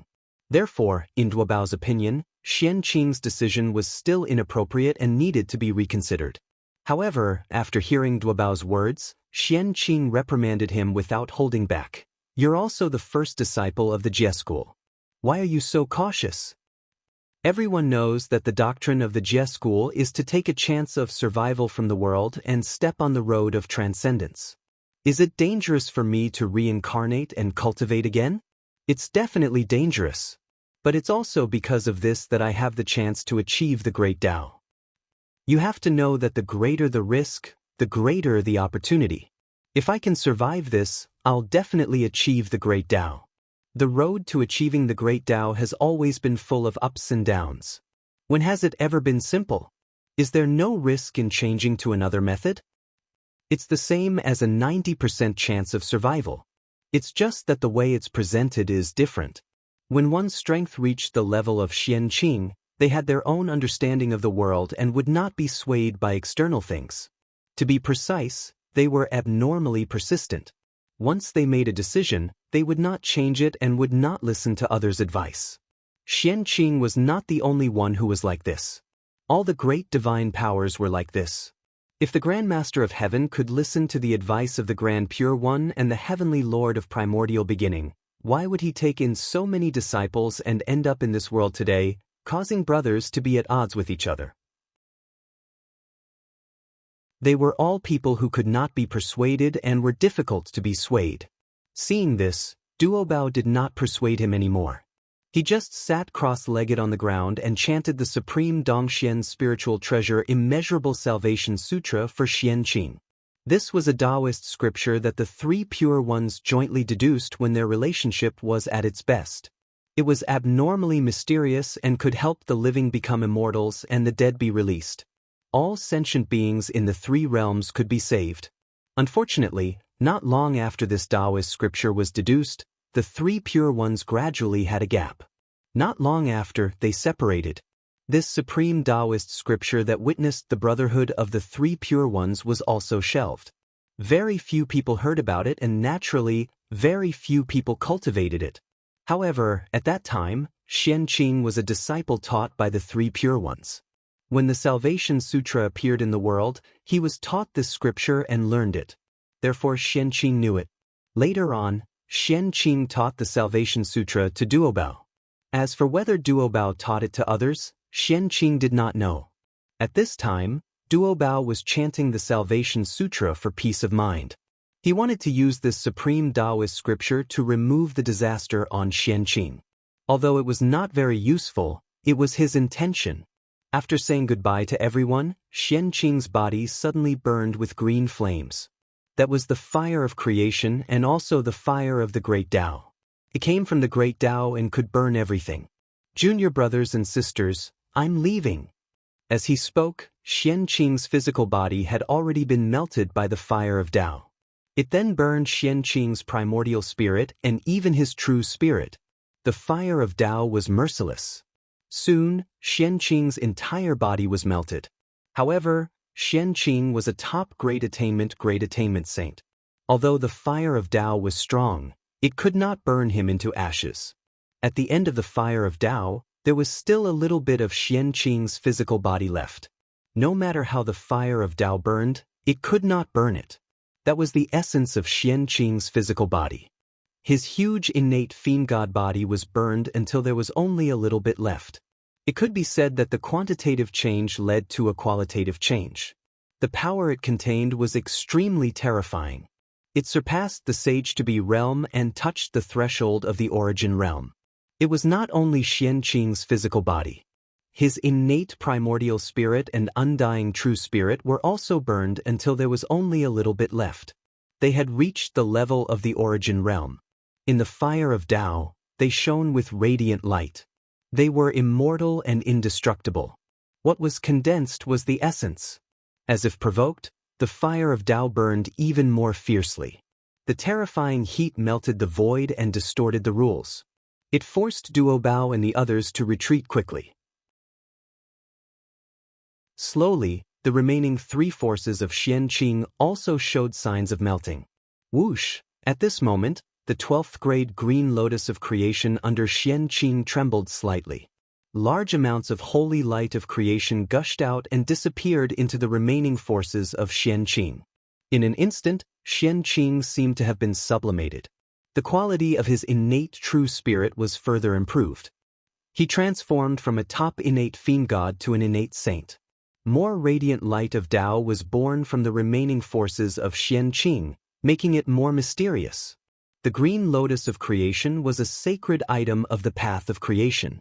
Even Pangu could transform it, let alone Xianxia. Moreover, Xianxia's green lotus of creation was called 12th grade. However, it was actually 24th grade. Like the three heaven-opening treasures, it was the top innate merit true treasure. In terms of power, the 24th grade green lotus of creation was not inferior to the Taiji diagram, Pangu's banner, and the chaos bell. In some aspects, it was even better. The 36th grade green lotus of creation was enough to breed a chaos fiend god. It was not difficult for the 24th grade green lotus of creation to breed an innate saint. Xianxia had obtained the 24th grade green lotus of creation for many years. However, he had never used the power of the green lotus of creation to transform himself from a top innate fiend god to an innate saint. His purpose was to wait for this moment. At this critical moment, he would transform himself, complete his Tao foundation, and cultivate the origin Tao fruit. Under the burning of the Tao fire, Xianxia's remaining forces first absorbed the holy light of creation and then slowly merged into one. The innate true spirit, innate primordial spirit, and innate physical body were completely mixed into one. They were no longer separated. The physical body was the true spirit, and the primordial spirit was the true spirit. At this moment, Xianxia's power and the entire origin Tao had reached a perfect state. In the Tao fire, a small ball of clear light rose slowly. It was perfect and flawless, and the origin Tao was integrated into one. It bloomed with radiance, illuminating the boundless universe and the infinite time and space. Under the illumination of this clear light, the Tao fire gradually extinguished. Only the clear light remained. It was like the sun in the sky, unmoving. This was Xianxia. At the same time, he was also the origin Tao fruit. It was the origin Tao fruit that was formed after Xianxia, the celestial lord of Xian sect, burned everything he had. With this origin Tao fruit, Xianxia, who was reincarnated, only needed to cultivate step by step. When his cultivation reached the state of great perfection of the sage-to-be, he could cultivate this origin Tao fruit in one go and become the origin Tao Jinxian. This Tao fruit was formed after Xianxia's cultivation reached its peak. It was very compatible with him, and there was no difficulty in cultivating it. In other words, Xianxia's path to Tao had been opened, and all he lacked was time. So that's how it is, so that's how it is. So that's what this brat is planning. No wonder he didn't want to tell me. This method is too risky. If I'm not careful, I'll die. If I knew in advance, I would definitely try my best to stop him. On the Golden Turtle Island far away, the Tongtian sect leader, who was silently observing Xianxia, could not help but reveal a look of relief when he saw this scene. He finally knew what Xianxia's plan was. The so-called reincarnation was just a pretense. His real goal was still to reach the peak. Burning everything he had, and in the most desperate situation, he saw a glimmer of hope. From there, he could reach the peak and enter a new state. This method was the real method of dying 100 million times. If 100 million people used this method to break through, it would be considered good if one person could survive. Chapter 866. He was gambling with his life. Therefore, if the Tongtian sect leader knew about Xianxia's plan in advance, he would not have allowed him to do so. It's still too rash. Although Xianxia succeeded, the Tongtian sect leader did not feel relieved. He just felt that Xianxia was too risky and should not have done such a dangerous thing. Using this method to ascend to the extreme was not the right way to break through. However, this method was indeed powerful. Regardless of the level, as long as he succeeded, he would be able to advance to the next realm. Remember, it was any realm.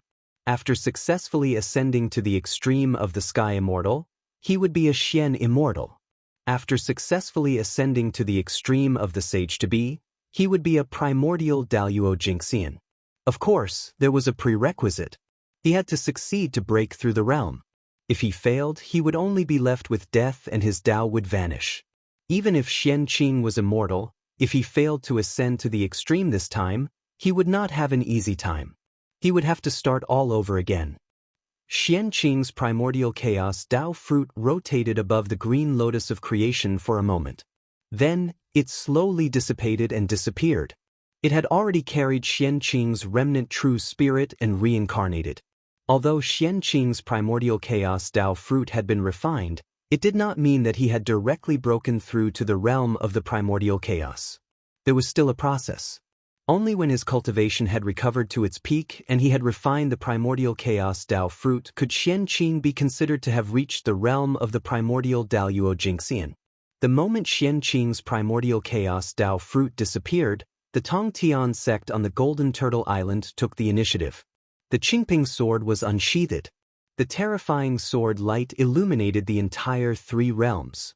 It circled in the river of time and space and did not dissipate for a long time. It alarmed many existences. The Tongtian sect leader was warning the great mediums of the Eldritch world to not have any ideas about Xianxia's primordial chaos Dao fruit. Otherwise, what awaited them would be the endless pursuit of the Qingping sword. At this moment, Xianxia, who had reincarnated into the human race with the primordial chaos Dao fruit, had reached the most dangerous moment of his life. Although the primordial chaos Dao fruit was extremely compatible with Xianxia, it did not mean that outsiders could not refine it. If he could snatch Xianxia's primordial chaos Dao fruit, he could still refine it with some effort. The Dao fruit of the origin was formed after Xianxia's origin was sublimated to the extreme. It contained all of his cultivation. If an outsider were to obtain it and refine it, they would be able to take away everything from Xianxia in an instant and immediately reach the realm of the origin Daluo Jingxian. Using this method to attain the Dao would definitely require a certain price to be paid. However, compared to the scenery after attaining the Dao, this price was nothing. After all, not every great magician had the confidence to reach the realm of primordial chaos Daluo Jingxian. At this time, the Xianxia Dao fruit, which was enough for them to reach the heavens in one step, became the last hope for these people to attain the Dao. In order to attain the Dao, some great practitioners were willing to take the risk. This was also considered the drawback of attaining the Dao through the extreme sublimation method. If they were not careful, it would be easy for others to snatch the Dao fruit of the origin. As a result, all of their previous efforts would be made for others. It was very miserable. It was precisely because of this that the Tongtian sect leader took out the Qingping sword and released the sword light in the long river of time and space without concealing it. He wanted to use this to warn those with ulterior motives. The primordial chaos Daluo Jingxian who used this method to attain the Dao by stealing others' Dao fruit of the origin must be at the lowest level of this realm. He could not even be compared to the so-called weakest person who attained the Dao through virtue. Such an existence was definitely not a match for the Tongtian sect leader. If the Tongtian sect leader used the 4 immortal slaying swords, it would not be a problem to kill him, but it would not be a problem to seal him. If the 3 pure ones joined forces, It would be even stronger. They would definitely be able to kill the new and weakest primordial chaos Daluo Jingxian. They might even be able to refine the Dao fruit of the origin again before his realm stabilized. As for whether the three pure ones would join forces or not. In the past, everyone would say that the three pure ones had already split up and were not on good terms with each other. They would probably not join forces. However, during the investiture of the Gods' War, everyone saw the scene of the three pure ones joining forces to fight against the human emperor. How could you say that they were not on good terms with each other when they could join forces to fight against the enemy? The so-called split-up was just a pretense. In this way, after the Tong Tian sect leader's warning, there would definitely be fewer powerful people who dared to have designs on the Xianxia sect. There might even be none. Of course, there would definitely be some powerful people who would make a move. However, at this time, it would be the time to see if the Tong Tian sect leader's Qingping sword was good or bad. On this day, in the central divine province's country of Lu, clear light suddenly filled the sky. It was vast and mighty for more than 30,000 miles. At the same time, in a certain family, a woman dreamed of a green lotus falling into her arms. Then she woke up with a start. Not long after, the news that she was pregnant spread. This time, it was like poking a hornet's nest and causing a huge commotion. The woman was not married, but the news that she was pregnant spread. This was not a disgraceful thing. It was not like the ancient times when people only knew the mother and not the father. Since the rise of human civilization, being pregnant before marriage had never been a glorious thing. The central divine province's laws were not completely inhumane. There was no such thing as being drowned in a pig cage. However, being pregnant before marriage was still quite disgraceful to that family. It had tarnished their family's reputation by more than half. However, that family only had one daughter. What else could they do? Could it be that they could beat him to death? They could only continue to raise her. If the country of Lu was not in the central divine province and was in an ordinary mortal world, the best choice for this family would be to hide their names and escape to a place where no one knew them and start anew. However, the country of Lu was in the central divine province, a place where immortals and gods lived together. Knowing that there was a woman who was pregnant after being connected with heaven and earth, some cultivators were tempted and thought of the records in the ancient books. Being pregnant after being connected with heaven and earth was a phenomenon unique to the ancient divine emperors.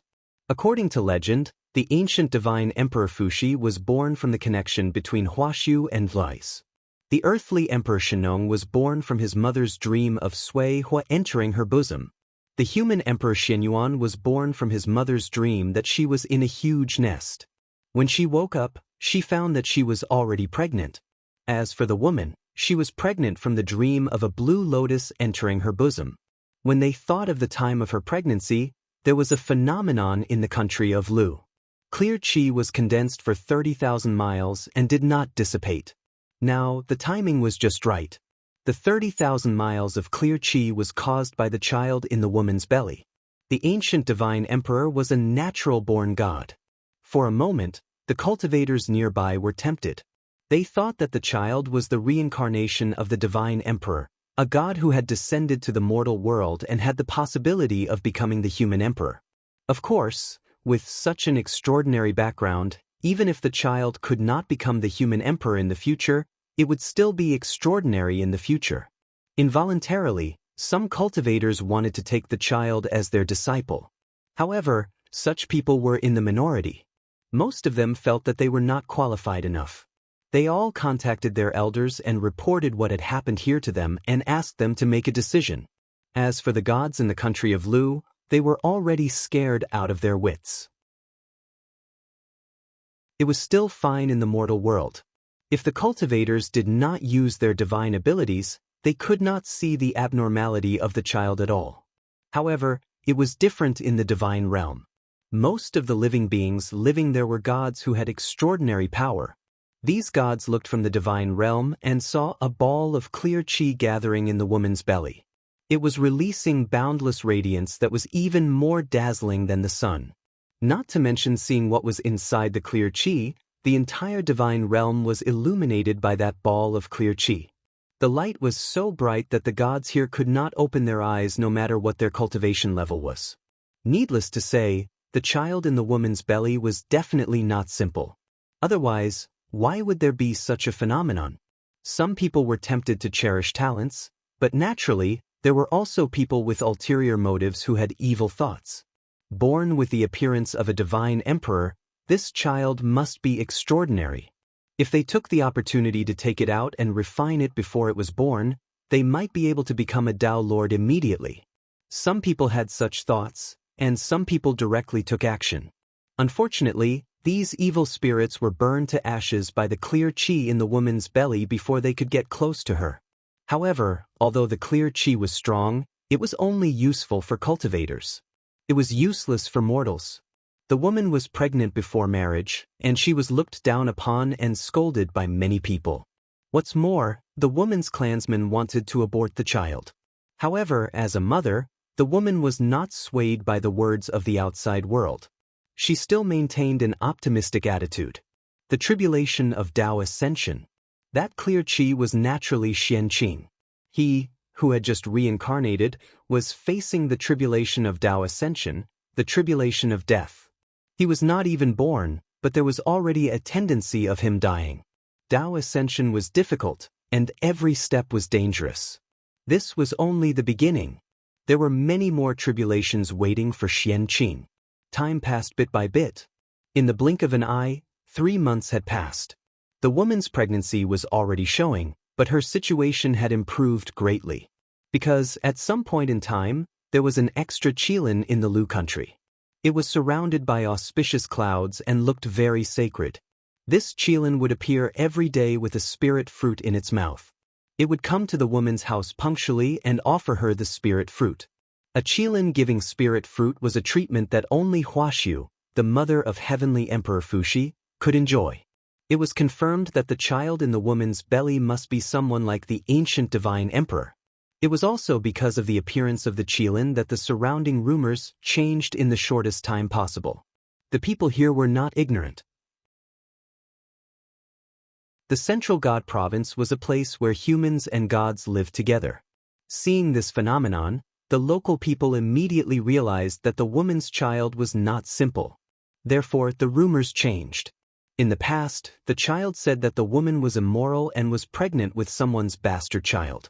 But in the blink of an eye, it became, I already knew that the child was extraordinary and was the reincarnation of a god. The change was so fast that it made people dumbfounded. After that, as time passed, more and more changes happened to the woman's situation. At some point in time, a majestic true dragon appeared in a lake in the country of Lu. Every day, it would catch all kinds of spirit fish from the lake and compete with the qilin to deliver food to the woman. Then, a phoenix appeared. It was incomparably luxurious and also joined the ranks of delivering food. Not long after, the people in the country found that there were many divine beasts and auspicious beasts around them. And these divine beasts and auspicious beasts were all circling around the woman. For example, when the woman walked to the river, divine beasts would appear in the water. They would either give her all kinds of treasures in the water or carry her to swim in the water. If she came to the mountain forest, various divine beasts would appear. They would either blow the wind for her, give her fruits, or offer her divine spring water. In short, no matter where she went, all the living beings in the world would kindly express their goodwill to her. When the surrounding people saw this, although they did not say anything, they all knew that these changes were caused by the child in the woman's belly. This child was really extraordinary. There was already such a powerful phenomenon before it was born. If it was born, it would be incredible. The human race would definitely have another peerless prodigy. For a time, whether it was the gods or the surrounding cultivators, they all reached a tacit understanding to secretly protect the child and prevent it from being harmed by evil spirits. Therefore, such a situation occurred. During the day, the immortals silently protected the woman. At night, it was the gods' turn. It was also at this time that the rumors changed again. Some people swore that the child was the reincarnation of an immortal in heaven because they saw an immortal secretly protecting the child during the day. Some people refuted that the child was the reincarnation of a god because they saw the gods appear at night and silently protect the child. Just like that, a debate about the origin of the child arose. They argued endlessly about whether the child was a god who had descended to the mortal world or the reincarnation of an immortal. That was how boring it was. This debate continued until the 14th month of the woman's pregnancy. At this time, a major event occurred that caused the people to stop arguing.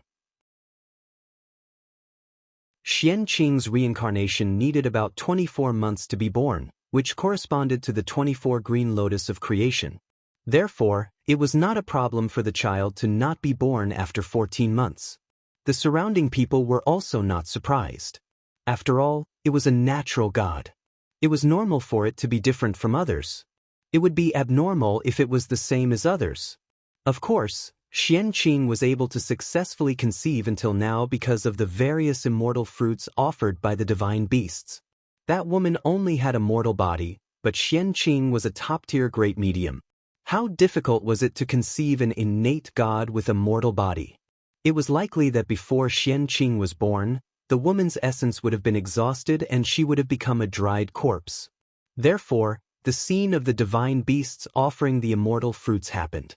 The immortal fruits were not ordinary either. They were all top-tier innate spiritual fruits.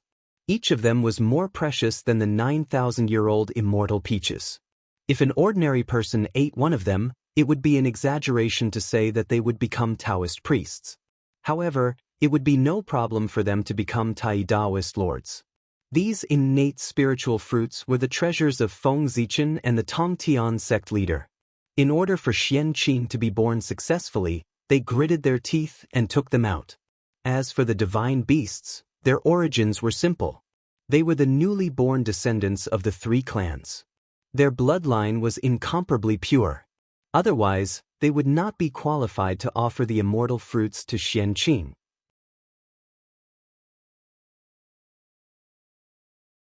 Chapter 867. At the end of the day, Xianxia was a person of great merit. He had made great contributions to the primitive world and was a Tao ancestor, the primitive talisman ancestor. With such a status, how could the world let him suffer? When the woman was 14 months pregnant, it happened to be the day of the human race's ancestral worship. The people of the various vassal states and even the people of the human Tao imperial court would put down their work on this day and head to the ancestral temple to worship the past sacred emperors of the human race and countless predecessors. On this day, the human race experts would go out to hunt ferocious beasts, demons, and other enemies of the human race and take their heads to worship the predecessors. The purpose of this was to not forget their roots. The descendants of the human race would never dare to forget the blood feud of the human race. At the same time, this would let people understand the hardships and dangers of their ancestors in the primitive world to establish a territory belonging to the human race step by step. It would let the future generations remember how difficult it was for the ancestors to establish the human race's territory. It was also at this time that a shocking scene took place in the country of Lu. The woman headed to the ancestral temple to worship the martyrs and pray that the martyrs would protect her unborn child. However, she had never expected that after she arrived at the imperial ancestral temple, none of the martyrs worshipped by the imperial ancestral temple would dare to accept her, except for the holy mother of the human race, goddess Nuwa. After entering the ancestral temple, the woman followed the rules and bowed to the martyrs. However, before she could kneel, the memorial tablets of the martyrs in the ancestral temple all shook and moved to the side, not daring to accept her bow. When the immortals and gods hiding in the dark saw this, they were even more shocked. Although they had already guessed that the child was extraordinary, they still didn't expect it to be so extraordinary. Others couldn't tell, but how could they not? The actions of the memorial tablets of the martyrs clearly meant that they were afraid and didn't dare to accept her bow. How great of a background did this person have to be to make the martyrs of the human race so afraid that they didn't dare to accept her bow? However, the shock wasn't over yet. The woman hesitated for a moment, then turned and entered the main hall to worship the 3 sovereigns and 5 emperors. However, when the statues of the 5 emperors saw the woman, they all moved to the side, indicating that they didn't dare to accept her bow.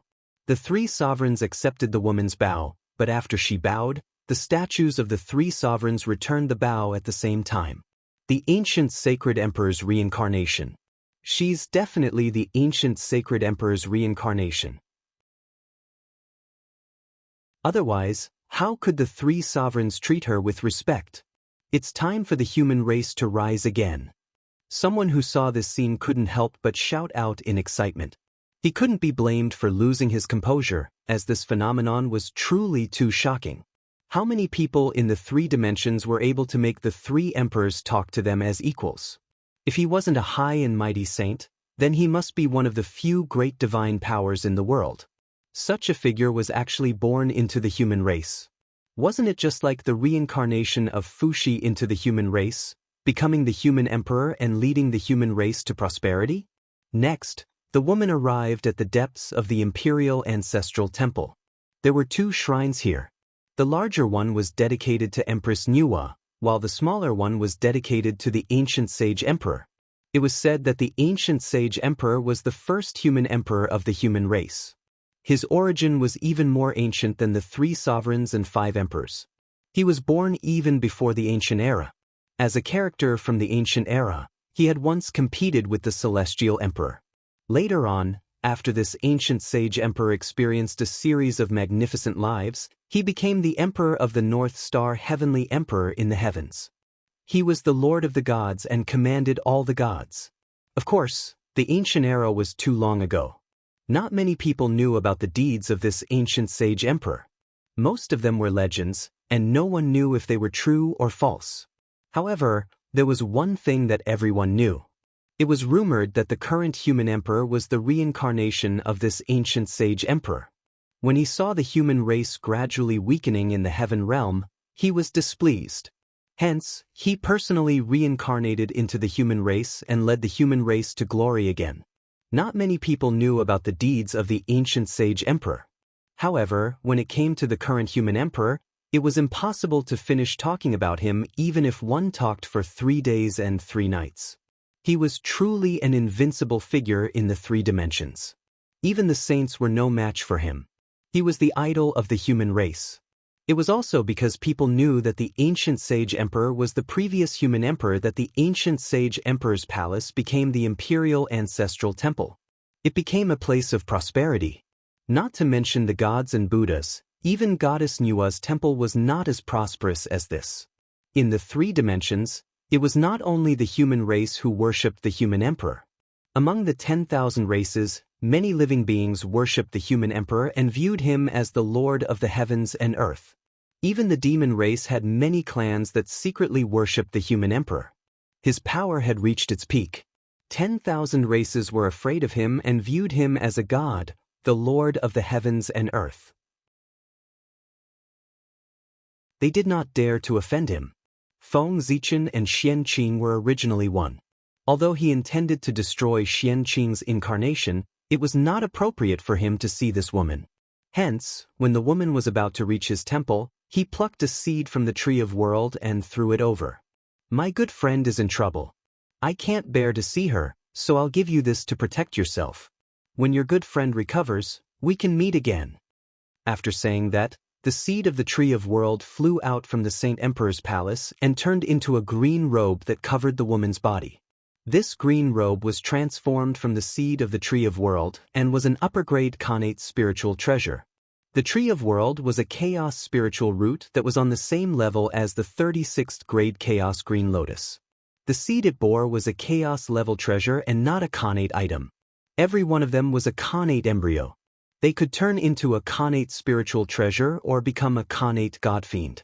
With Feng Zichen's supreme means, it was not difficult for the seed of the tree of world to turn into an upper-grade Khanate spiritual treasure.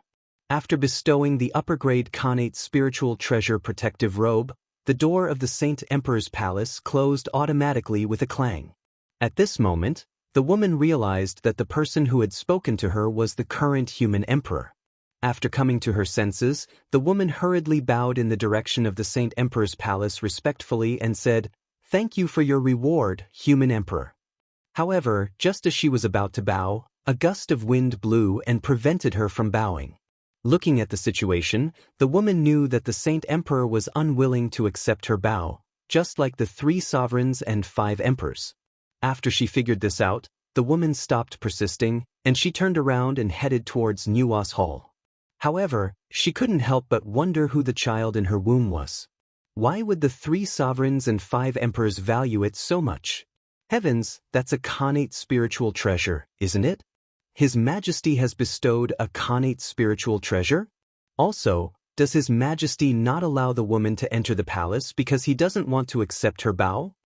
The scene outside the Sage Emperor's palace was witnessed by the immortals and deities who were hiding in the dark to protect the woman, causing another round of exclamations. Nothing unexpected happened when the woman reached the Nuwa palace. Her Majesty Nuwa accepted her bow, but before she left, Her Majesty Nuwa's statue suddenly glowed brightly and dropped strands of Khanate creation origin into the woman's body. Heavens, even Her Majesty Nuwa has appeared to bless the child. Who is she? At this point, everyone was already numb. No matter what happened, it would not be able to move them. However, they were even more curious about the child's identity. Have you heard? That woman is pregnant with an ancient Saint Emperor, someone like His Majesty Fuxi. In the past, Huashu gave birth to Fuxi, the heavenly emperor. Just like this woman, she suddenly became pregnant. After the ancestral worship, the atmosphere had completely changed. No one dared to speak ill of the woman, and when they saw her, everyone, regardless of whether they were nobles or nobles, bowed to her for fear that they would incur the wrath of the sage emperor and be punished for their disrespect. Well, why didn't I know about the Saint Emperor's arrival in Lu? And why didn't you report it until today? What a bunch of trash. Why didn't you wake me up in advance when such a big thing happened? At this time, in the most splendid palace in the center of Lu, the Marquis of Lu, Zhougan, who was personally conferred the title by the human emperor, was furious and raging at his subordinates. When Xianxia arrived, he was in seclusion, so he didn't know about the phenomenon. His subordinates didn't see anything unusual, so no one reported it to him. It wasn't until what happened in the Imperial Ancestral Temple spread that Marquis Lu's subordinates realized the seriousness of the problem. They hurried to Marquis Lu's place of seclusion and woke him up. After Marquis Lu came out of seclusion and learned about what happened recently, he flew into a rage and scolded the prince who supervised the fruits on his behalf. Although Marquis Lu Zhougan wasn't one of the 108 divine marquises and was just an ordinary marquis, he was a perfected Khanate Dao lord and had a chance to reach the level of Taoist priests. Therefore, his knowledge was far beyond those immortals. Although he didn't meet Xianxia in person, he could infer from the information he received that this must be the reincarnation of a top great medium who had a very good relationship with the human race. It could even be said that this person had a very high status in the human race. Otherwise, the 3 sovereigns and 5 emperors wouldn't have treated him with such respect. Why did he say so? Because with Marquis Lu's status, he more or less knew the inside story of some great medium who had reincarnated into the human race. He also knew that there were many great medium who had reincarnated into the human race. Those who preached in the human race were most likely the reincarnations of the great medium. However, although these great medium were powerful and had a respectable status, they were only able to make the 3 sovereigns and 5 emperors bow down to them, let alone the Saint Emperor. All in all, their strength was enough, but their status wasn't enough. After entering the human emperor palace, the 3 sovereigns and 5 emperors might not accept their greetings, but the Saint Emperor would definitely accept it. Therefore, if he wasn't a great medium, could it be that he was the reincarnation of the ancient Emperor Yu? Lu Ho couldn't help but think so. But soon after, this thought was overturned by him. King Yu was the descendant of the 3 sovereigns and 5 emperors. It was natural for him to bow to the 3 sovereigns and 5 emperors. How could he not accept it? So, who was that person? For a moment, Lu Ho couldn't figure out Xianxia's background. However, it didn't matter if he couldn't figure it out. What mattered was that Lu Ho was sure that his opportunity had arrived. No matter who the reincarnation of that person was, or whether he was the ancient Saint Emperor who had descended to the mortal world, his background must be extraordinary for him to be treated like this by the 3 sovereigns and 5 emperors. Now, as long as he could find a chance to build a relationship with him before he grew up, and at the same time, do him a few favors. Then, when his cultivation recovered to its peak, he could help Lu Ho. Wouldn't Lu Ho soar? Thinking of this, Lu Ho hurriedly ordered, "Men, prepare a big gift for me. An ancient Saint Emperor has come to Lu Ho. How can I not pay him a visit?" As he spoke, Lu Ho walked towards Lu Ho's treasury while using a secret technique to contact his friends in the Human Emperor Palace. He planned to ask them about Xianxia's background. To be able to become a marquis, even if he was born a commoner, he could still have a lot of connections at this time. Having a few friends in the Human Emperor Palace was nothing. Who didn't have masters, elders, relatives, and friends? To become the Human Emperor, strength alone wasn't enough. You also needed to have enough skills. It was the same for building a career. Retracting his gaze from the Saint Emperor Palace, Feng Zichen called his personal guard commander and ordered, "Master Celestial has been reincarnated into the human race. He will be born in a few days. Take my 3,000 personal guards and rush to Lu Ho to protect Master Celestial and his mother. Don't let anything happen to them. If anything happens to Master Celestial and his mother, you don't have to come back. Find a place to end your lives." What? Master Celestial has been reincarnated into the human race? After hearing Feng Zichen's order, the commander was shocked for a moment. Then, he hurriedly accepted the order and said, "Yes, sir." He didn't understand why Master Celestial would reincarnate into the human race. But he couldn't disobey the Human Emperor's order. This was a matter that could cost them their lives. The Human Emperor wouldn't joke around.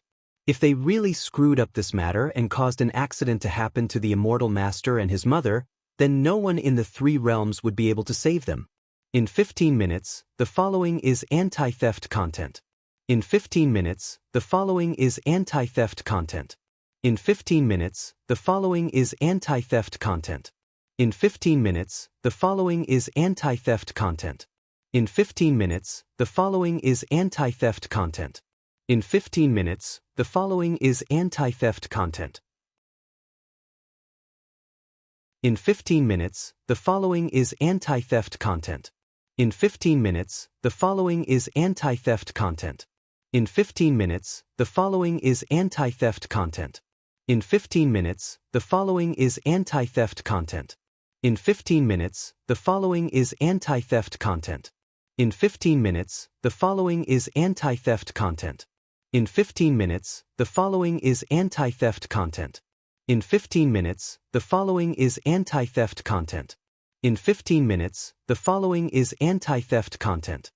15 minutes, the following is anti-theft content. In 15 minutes, the following is anti-theft content. In 15 minutes, the following is anti-theft content. In 15 minutes, the following is anti-theft content. In 15 minutes, the following is anti-theft content. In 15 minutes, the following is anti-theft content. In 15 minutes, the following is anti-theft content.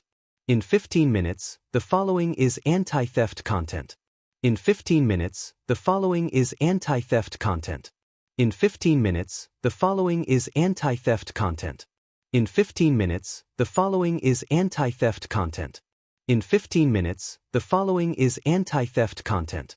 In 15 minutes, the following is anti-theft content. After hearing Feng Zichen's order, the commander was shocked for a moment. Then, he hurriedly accepted the order and said, "Yes, sir."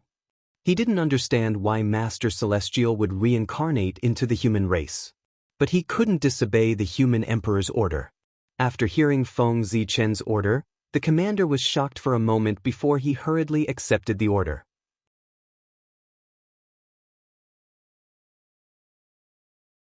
Chapter 868.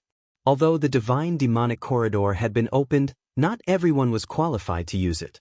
From its name, one could tell that the divine demonic corridor was a corridor exclusively for divine demons.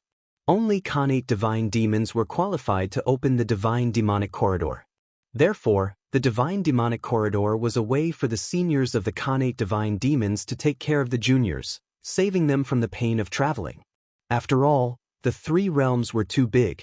It was too difficult for the Khanate divine demons who had yet to prove their Tao to travel. They might not be able to travel from one continent to another in tens of thousands of years. Feng Zichen's personal guards were the elites of the younger generation of the various royal families. Every one of them was a prodigy of the human race. If they were in the central divine province, the worst of them would be an earl.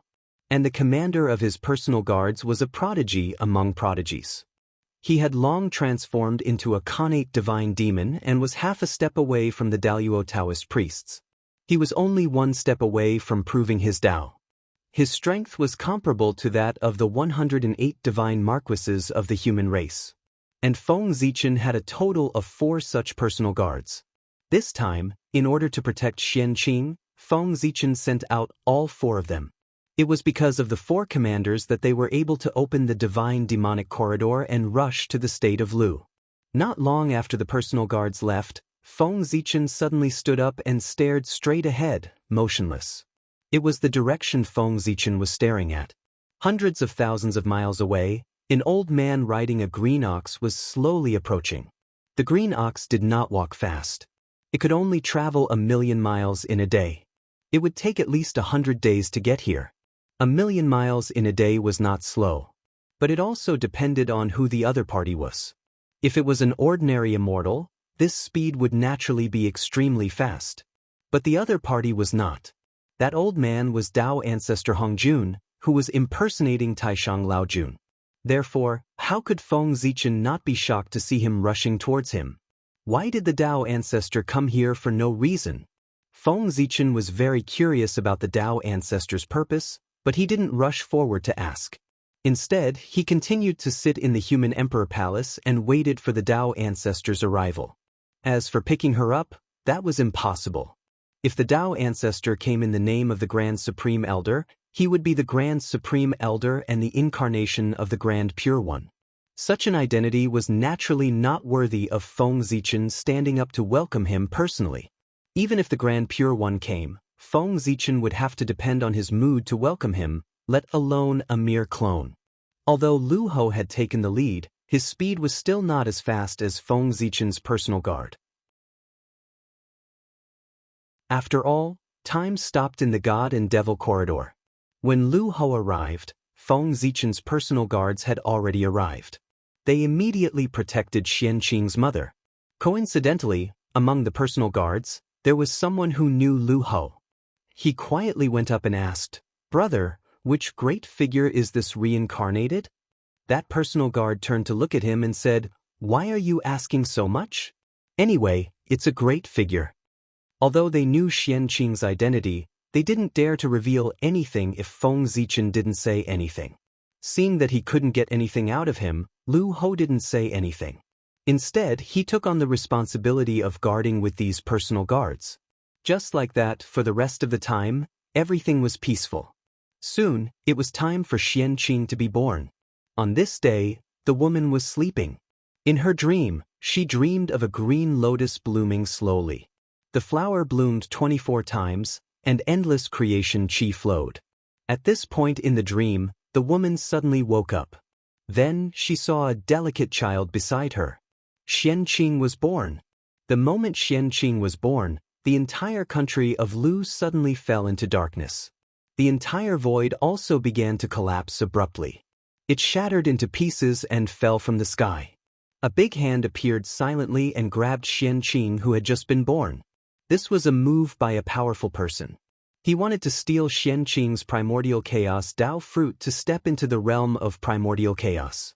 The reason why this powerful person dared to make a move was not that he wasn't afraid of Tongtian's sect leader's revenge, but that he had already thought of a way out. At this time, this powerful person was in the chaos outside the sky. After this move, whether it was successful or not, he would immediately escape into the depths of the chaos outside the sky and never appear in the untainted land.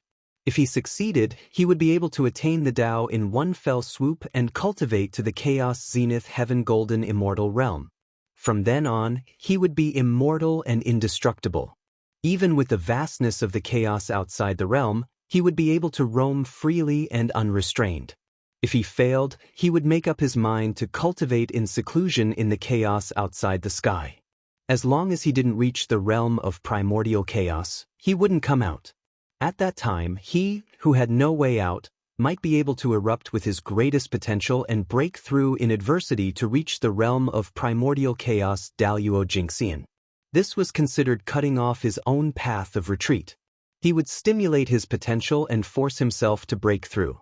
Of course, this powerful person's plan was quite perfect, but it didn't mean that there were no risks. There was still a great risk.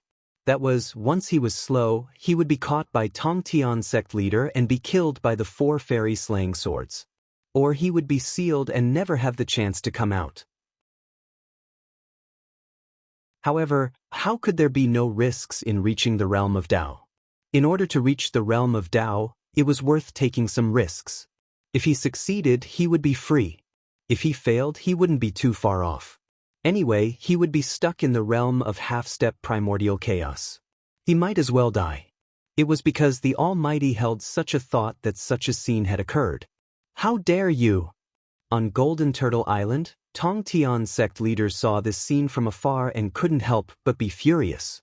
He immediately pulled out the Qingping sword and threw it in the direction of Xianxia, wanting to block the attack for him. However, although Tongtian sect leader was fast, someone was faster than him. It wasn't Feng Zichen, but the fate of the human clan. Just as Xianxia was in danger, the fate of the human clan shook and directly fell from the river of destiny. It appeared above the reincarnation of Xianxia's head and covered him, blocking the attack of the powerful person for him. At the same time, several more attacks arrived. The temptation of the primordial chaos fruit was still too great.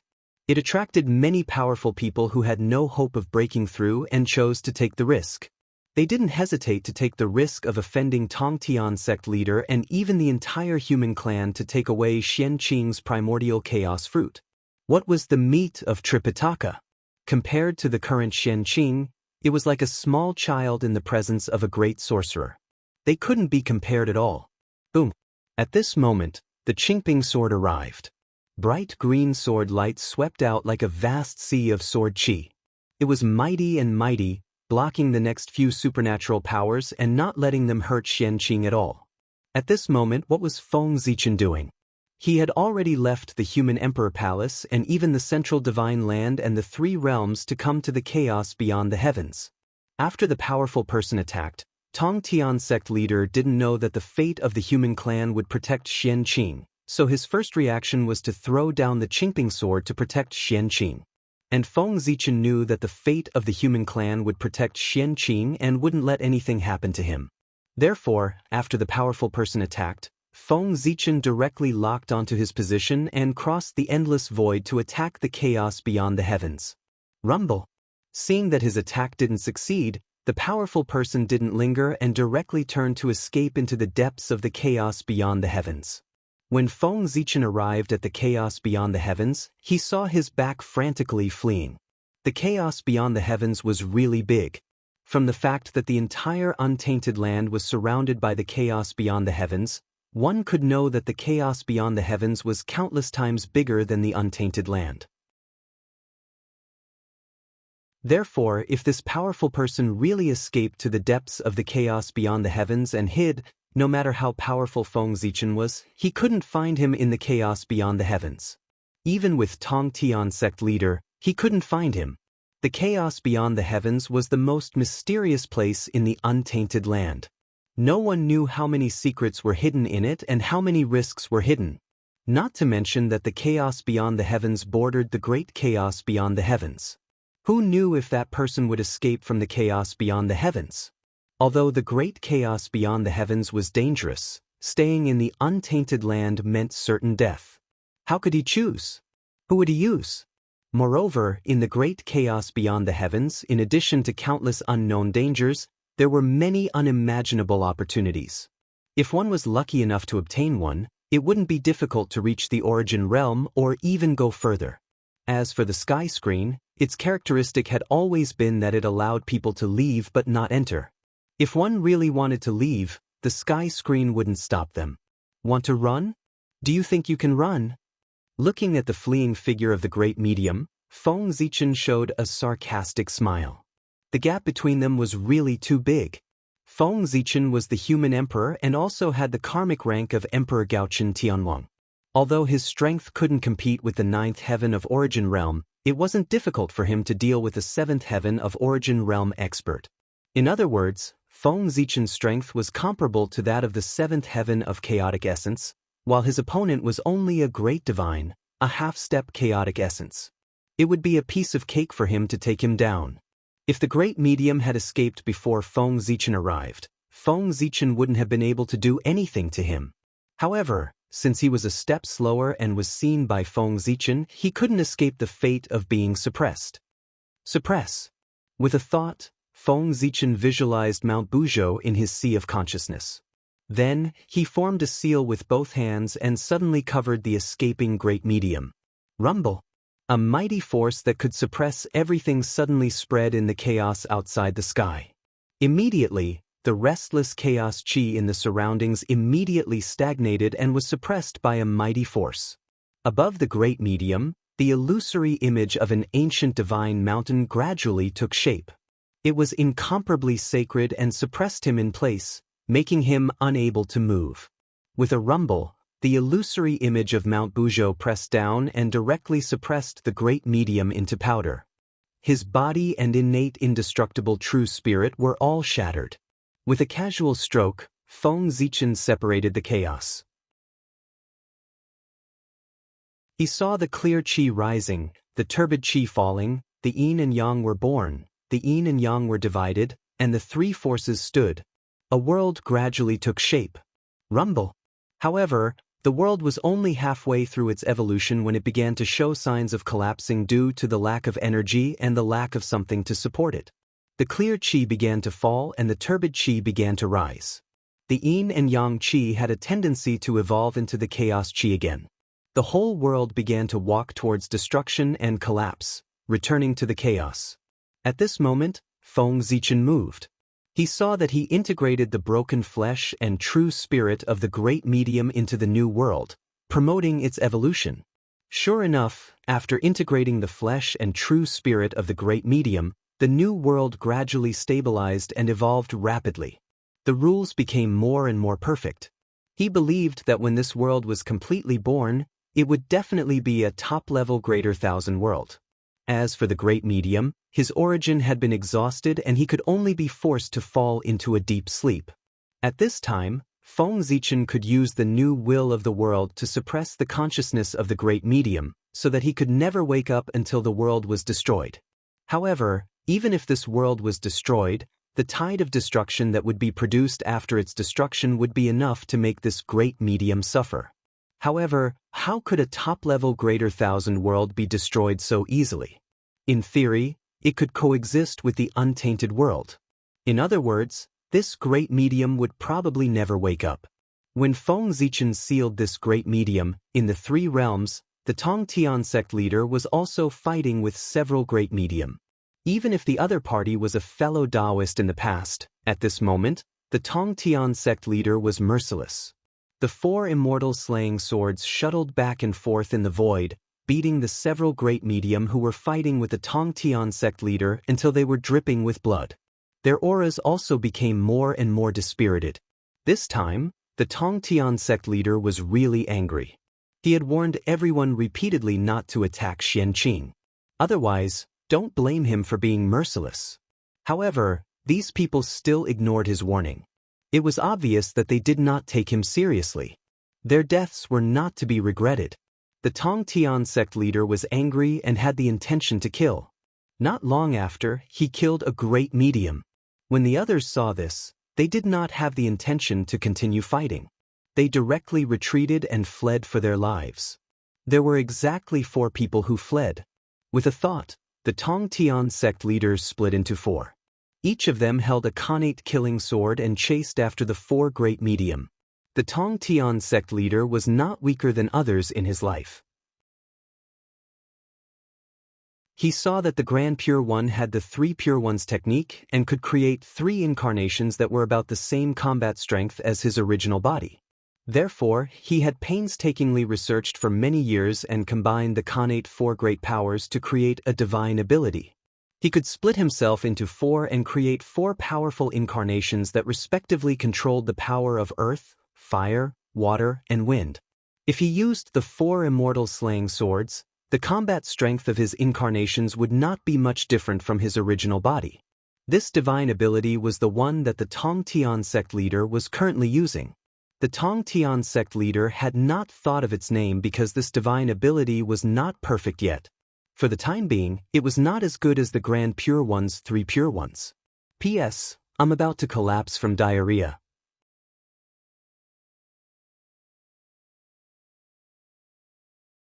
Chapter 869.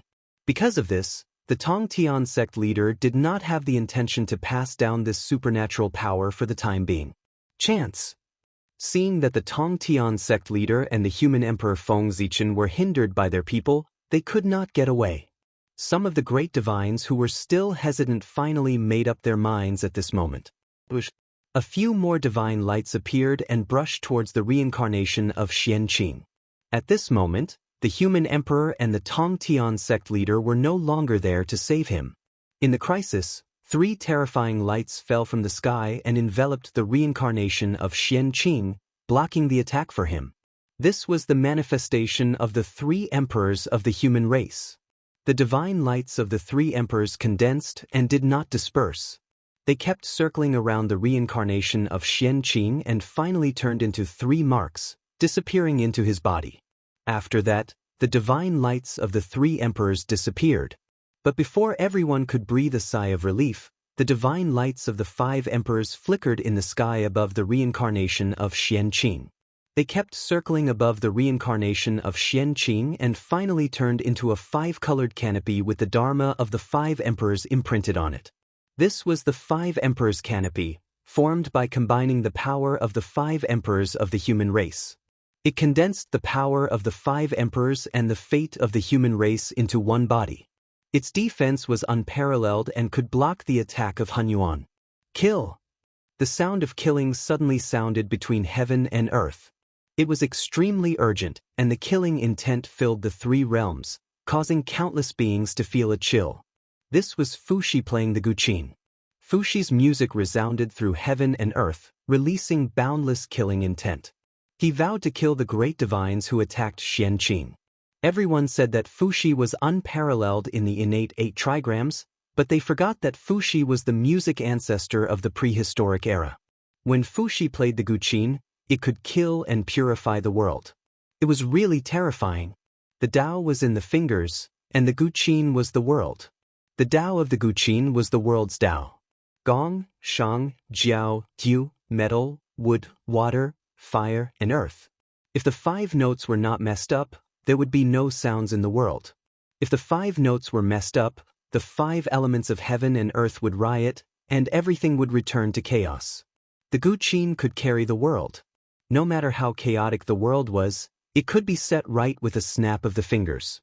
Dharma power breaking and sinking in the divine sea, Fuxi, the heavenly chi penetrating the heavenly dipper, waiting for the light of the extreme abyss. When the string is quiet, the big sound is quiet, and the sound is indistinct. The wandering god, Emperor Shi, came and went. This was the way. The chord is without a tune, the heart is without a shadow of dust, the mind turns into tranquility, and all that comes out is the ultimate sound. Great elegance returns to the origin. This is the Tao. Fluxers without fluxers would have a melodious sound similar to the great Tao. Heaven and earth were within their fingers, vast and boundless. It was known as Fuxi's heavenly voice. After a long while, Fuxi's song ended. The body of a half-step primordial chaos master was suddenly destroyed. His innate indestructible true spirit was destroyed by the sound, and his blood spilled in the untainted land. After Fuxi, Nuwa appeared. A gourd vine descended from the sky and wrapped around the wrist of the reincarnated Xianxia. It released strands of qi of creation and nourished Xianxia's body. This was the Khanate gourd vine, also known as the man-creating whip. Among the first generation of humans, Only a few were personally created by Her Highness Nuwa. The rest were created by this vine, so it was also known as the man-creating whip. How great was the merit of creating a human? Her Highness Nuwa became a saint because of this. She became the first person to become a saint after Tao ancestor Hongjun. The connate gourd vine had contributed to the creation of a human, so it also received some merit and became a top-grade postnatal merit treasure. Although it was a postnatal merit treasure, the power of the man-creating whip was comparable to that of a supreme-grade connate spirit treasure. Not to mention, this treasure had a great restraining effect on the human race. With the man-creating whip in hand, there was no one in the human race in the world that couldn't be hit. As long as you were brave enough, you could even hit the human emperor. No one knew what Her Highness Nuwa saw when she taught the man-creating whip to Xianxia. 4 primordial chaos masters attacked one after another, as well as the death of several great mediums. Finally, some people woke up and put away their thoughts. They no longer attacked Xianxia. In an instant, the 3 realms regained its peace. However, to prevent people from taking risks, Feng Zichen sent Xianxia's reincarnation to the central god province. Not to mention that all the great mediums in the Eldritch Land had sworn that they would never step into the central god province. At this moment, nearly 100 great mediums had gathered in the central god province. If anyone dared to cause trouble here, they would be besieged by hundreds of great mediums. A few days later, Feng Zichen, who had rushed back from the chaos outside the sky, saw Xianxing's reincarnation. He named him Ru. Ru was what people needed. It meant that Xianxing would become a person that the human race needed in the future. Ziru was Xianxing's name.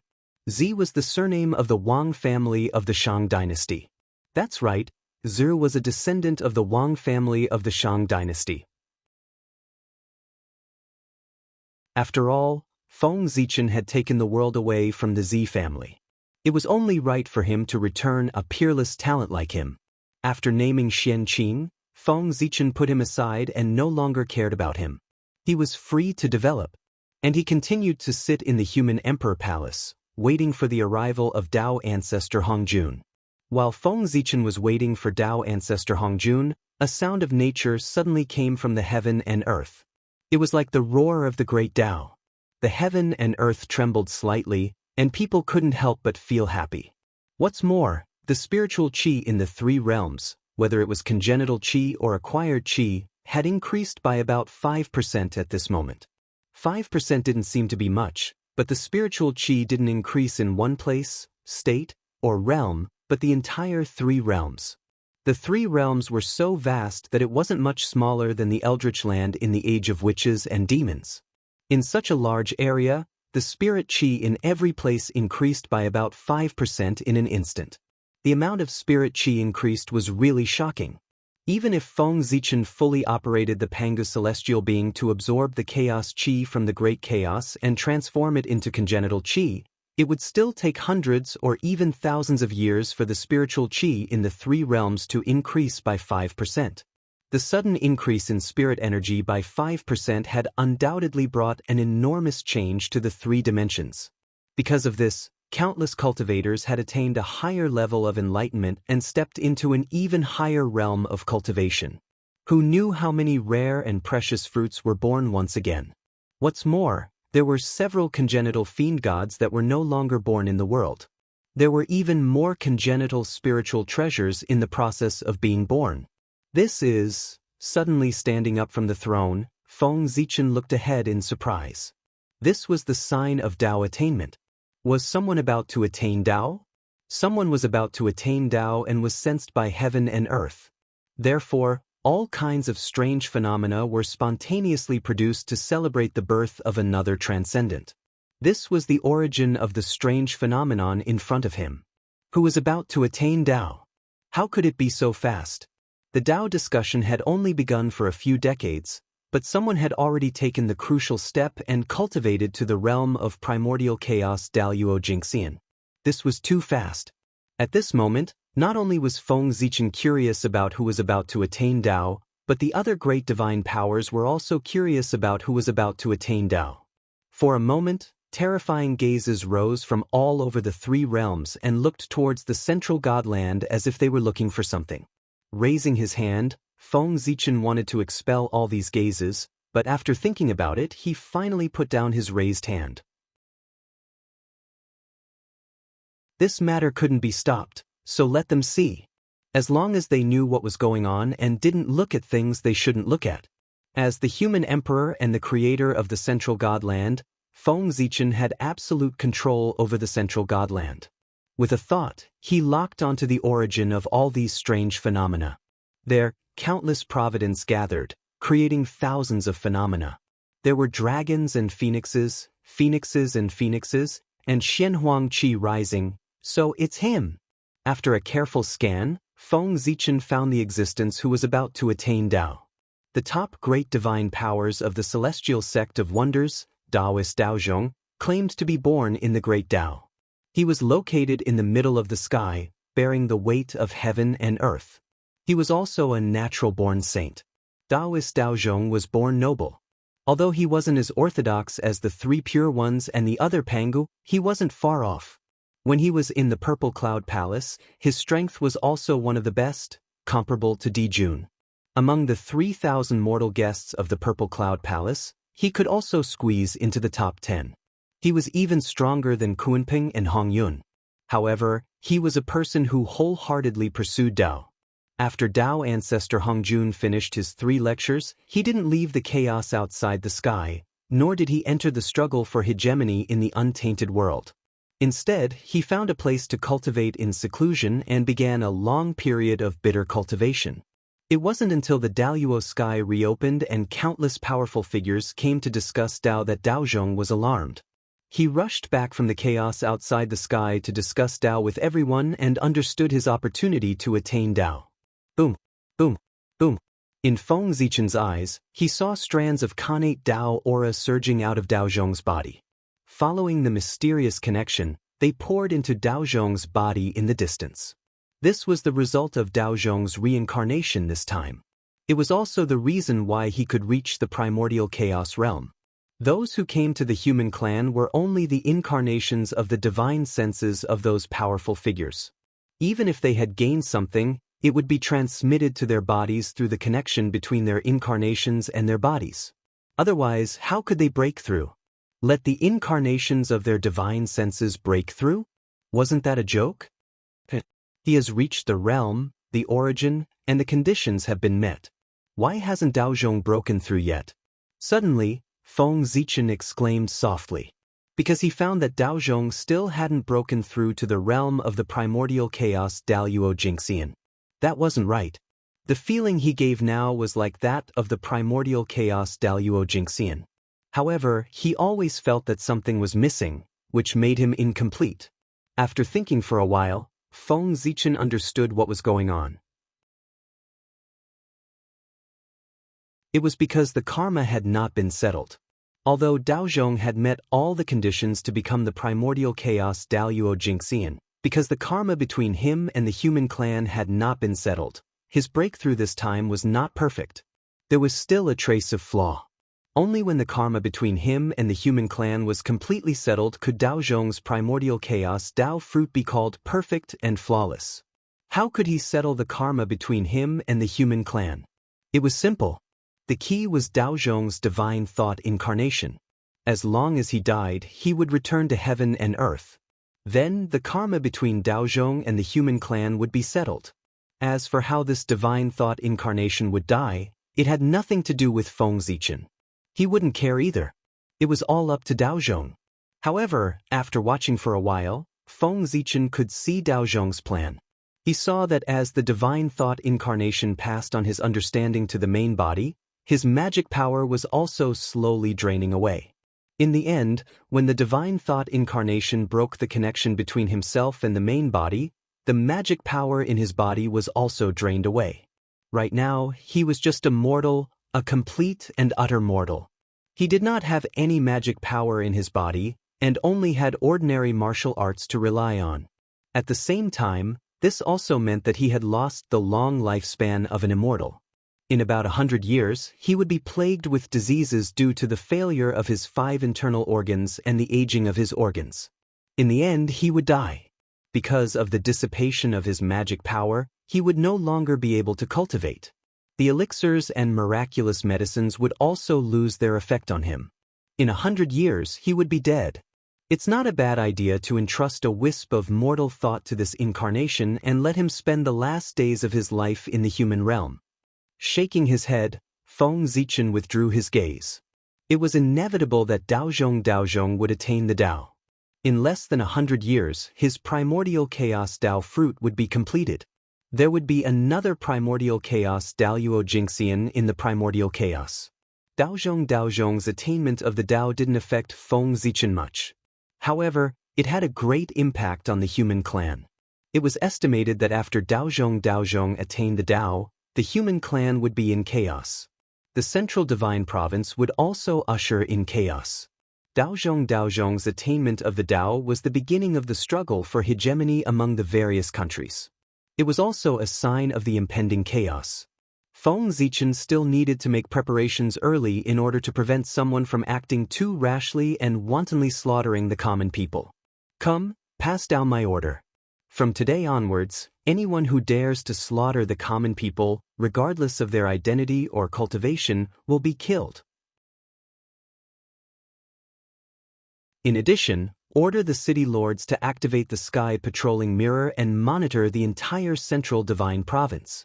If anyone is found slaughtering the common people for no reason, I will give them the right to kill first and report later. Although he said that he was calling for people, Feng Zichen's voice was very loud. It spread throughout the entire central divine province to ensure that every member of the clan could hear his order. We obey. In the 362 divine cities, excluding the sun, the moon, and the stars, there were voices replying. These were the city lords of the divine cities. With the support of the divine cities' origins, they all had the strength comparable to the Daoyuo Taoist priests. Unlike the ranks of the dukes, marquises, earls, and viscounts, the city lords of the divine cities were mostly the descendants of the royal family or the descendants of the heroes of the human clan. The city lords of the divine cities were never selected from ordinary people.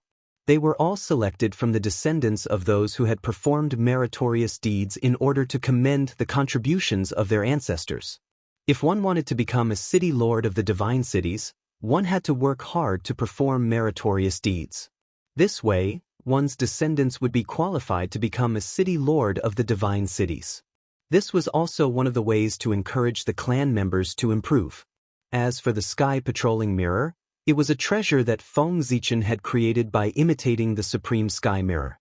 Every divine city had one. It didn't have many uses, but it could reflect everything that happened in the central divine province.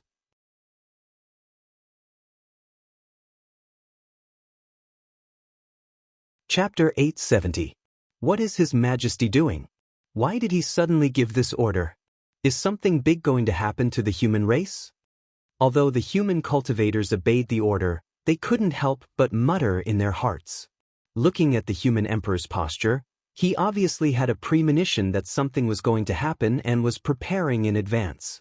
Otherwise, he wouldn't have suddenly given this order. The human race was going to be in chaos.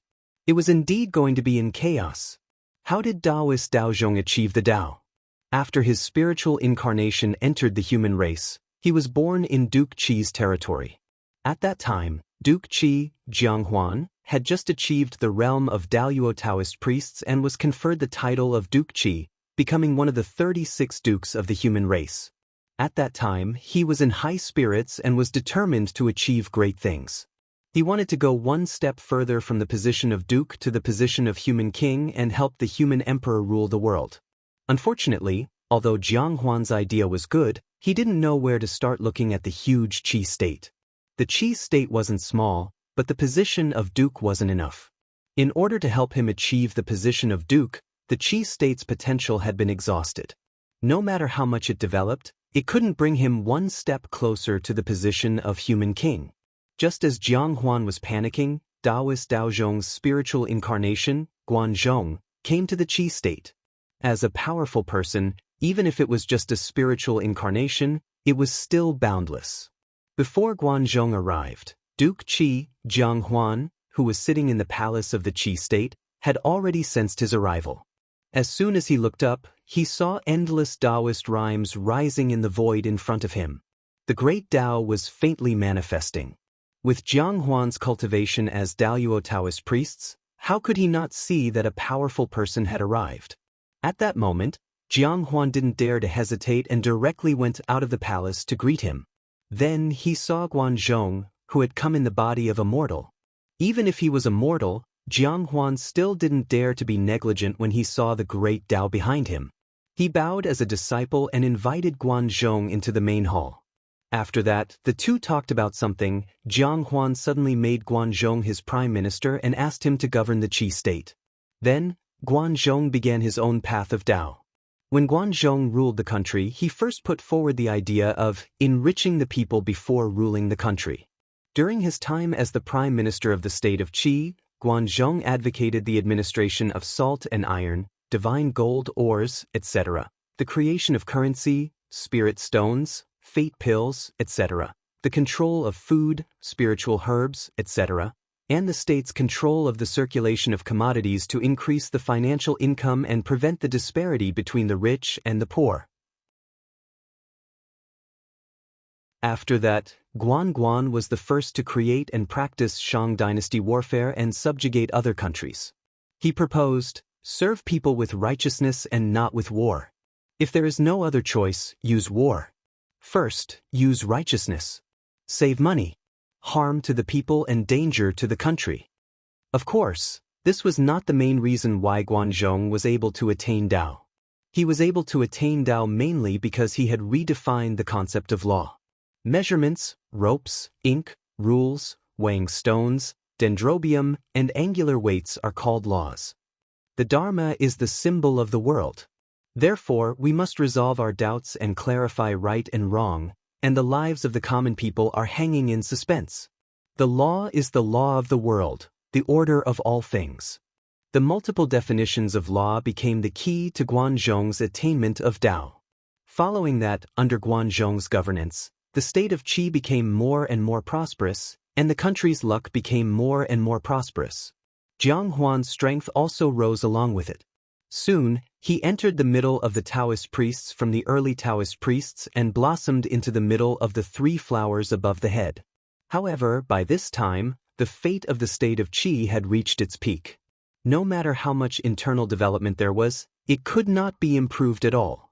At this time, Guanzhong implemented the policy of respecting the king and repelling the barbarians. The original meaning of respecting the king and repelling the barbarians was respecting the king and repelling the barbarians. It changed the form of attack and defense and prevented internal conflict. The guiding principle was respecting the human imperial court, not merging with the barbarians, and invading the barbarians' land. With this as the national policy, the state of Qi began to send troops to conquer the barbarians. What were barbarians? Most of them were descendants of the human race and other races, and a small number of them were descendants of traitors. These people believed that the human bloodline was weak and could not be compared to the innate bloodline in their bodies. Therefore, they did not acknowledge their status as humans and chose to be enemies of the human race. With Feng Zichen's status, he naturally would not bicker with these ant-like people, so he did not care about them. Feng Zichen did not care, but that did not mean that others did not care. His subordinates did not care. The humans of Orthodox birth worked together to chase these people to the edge of the central divine province. They called them barbarians who did not know the teachings of the sacred emperor. After that, as time passed, these barbarians grew stronger and stronger. They were no longer satisfied with the barbarian land they lived in. They yearned for the vast and rich human territory. The barbarians were uncivilized and did not know etiquette. Once they had an idea, they would directly take it by force. Therefore, they began to invade the human territory in an attempt to take over this rich land. However, as soon as they set foot in the human territory, they were beaten to a pulp by the armies of the human Dao imperial court stationed at the border. They fled in panic. After that, the vassal states gradually rose. Feng Zichen withdrew the armies guarding the border and left the defense line to the vassal states. It was also at this time that the vassal states and the barbarian states began a long and drawn-out war.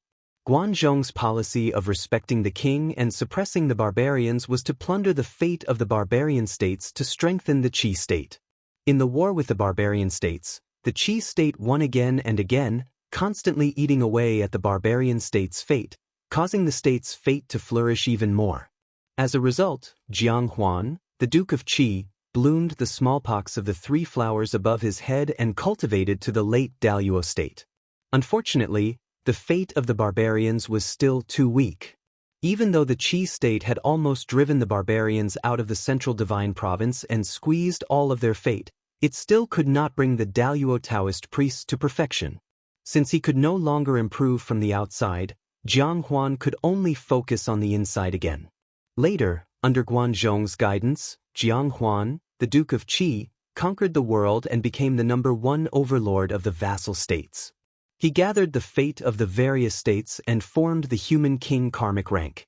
However, although Jiang Huan was now a human king karmic rank, he was still not considered a human king because Feng Zichen had yet to confer him the title of human king.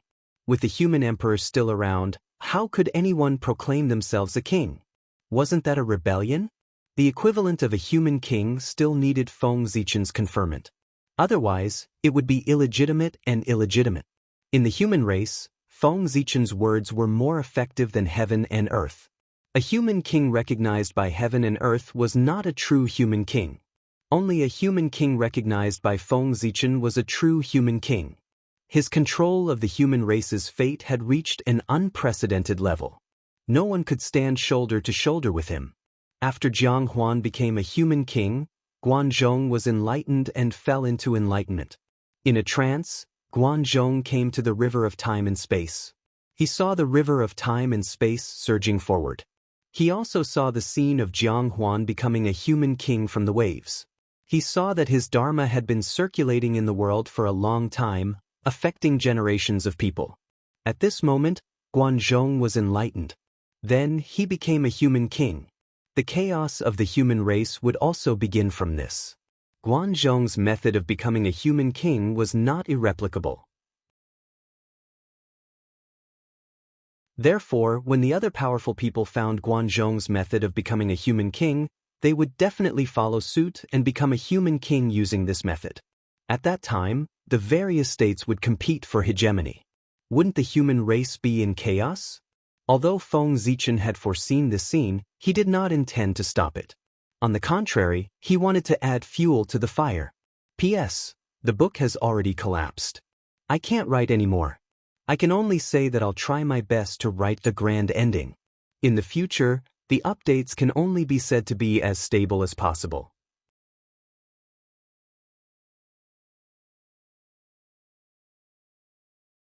Chapter 871.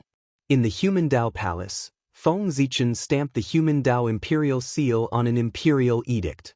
Confer the title of Duke of Qi, Jiang Huan, the Human King. This was an imperial edict conferring the title of Duke of Qi, Jiang Huan, the Human King. Once Jiang Huan accepted this imperial edict, his position as the human king would be justified. Picking up the imperial edict, Feng Zichen thought for a moment, then summoned the other human king of the human race, Zhou Mu, as well as several Daluo Taoist priests. When Zhou Mu arrived at the human emperor palace, Feng Zichen handed the imperial edict to him. Zhou Mu passed this imperial edict to Jiang Huan. After all, he was the human king and had a noble status. He should be given the respect he deserved. If he sent any Taoist priests to deliver the imperial edict, it would seem that the human Dao imperial court did not value the human king. If the human emperor went personally, it would be a bit of a fuss. Therefore, Feng Zichen thought for a moment and decided to let Zhou Mu, who was also a human king, go. He was just right. They had the same status, so it would not appear to be too much of a fuss, nor would it appear to be too contemptuous. Yes, Your Majesty. Zhou Mu took the imperial edict and left. He would be very busy for the next period of time. After all, conferring the title of human king was not a small matter. It was not something that Feng Zichen could just casually issue an imperial edict. The imperial ancestral temple still had to make a lot of preparations. For example, they had to organize the human king's coronation ceremony, make a corresponding robe for the human king, build a hall for the new human king, prepare a carriage, and so on.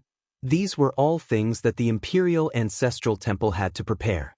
Although there was only a difference of one level between the human king and the duke, the treatment between them was like heaven and earth. The duke could only be the king of his own country. In the vast central divine province and the entire human race, he was not considered a big shot. However, the human king was different. He was the king of the entire human race, not the king of a city or country.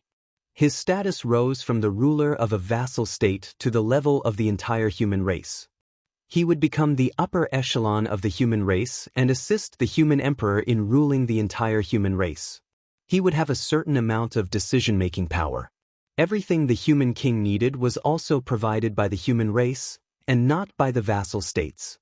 The human king could be said to be the upper echelons of the three realms. Even in the heaven realm, other than a few monarchs, the rest had to bow when they saw the human king.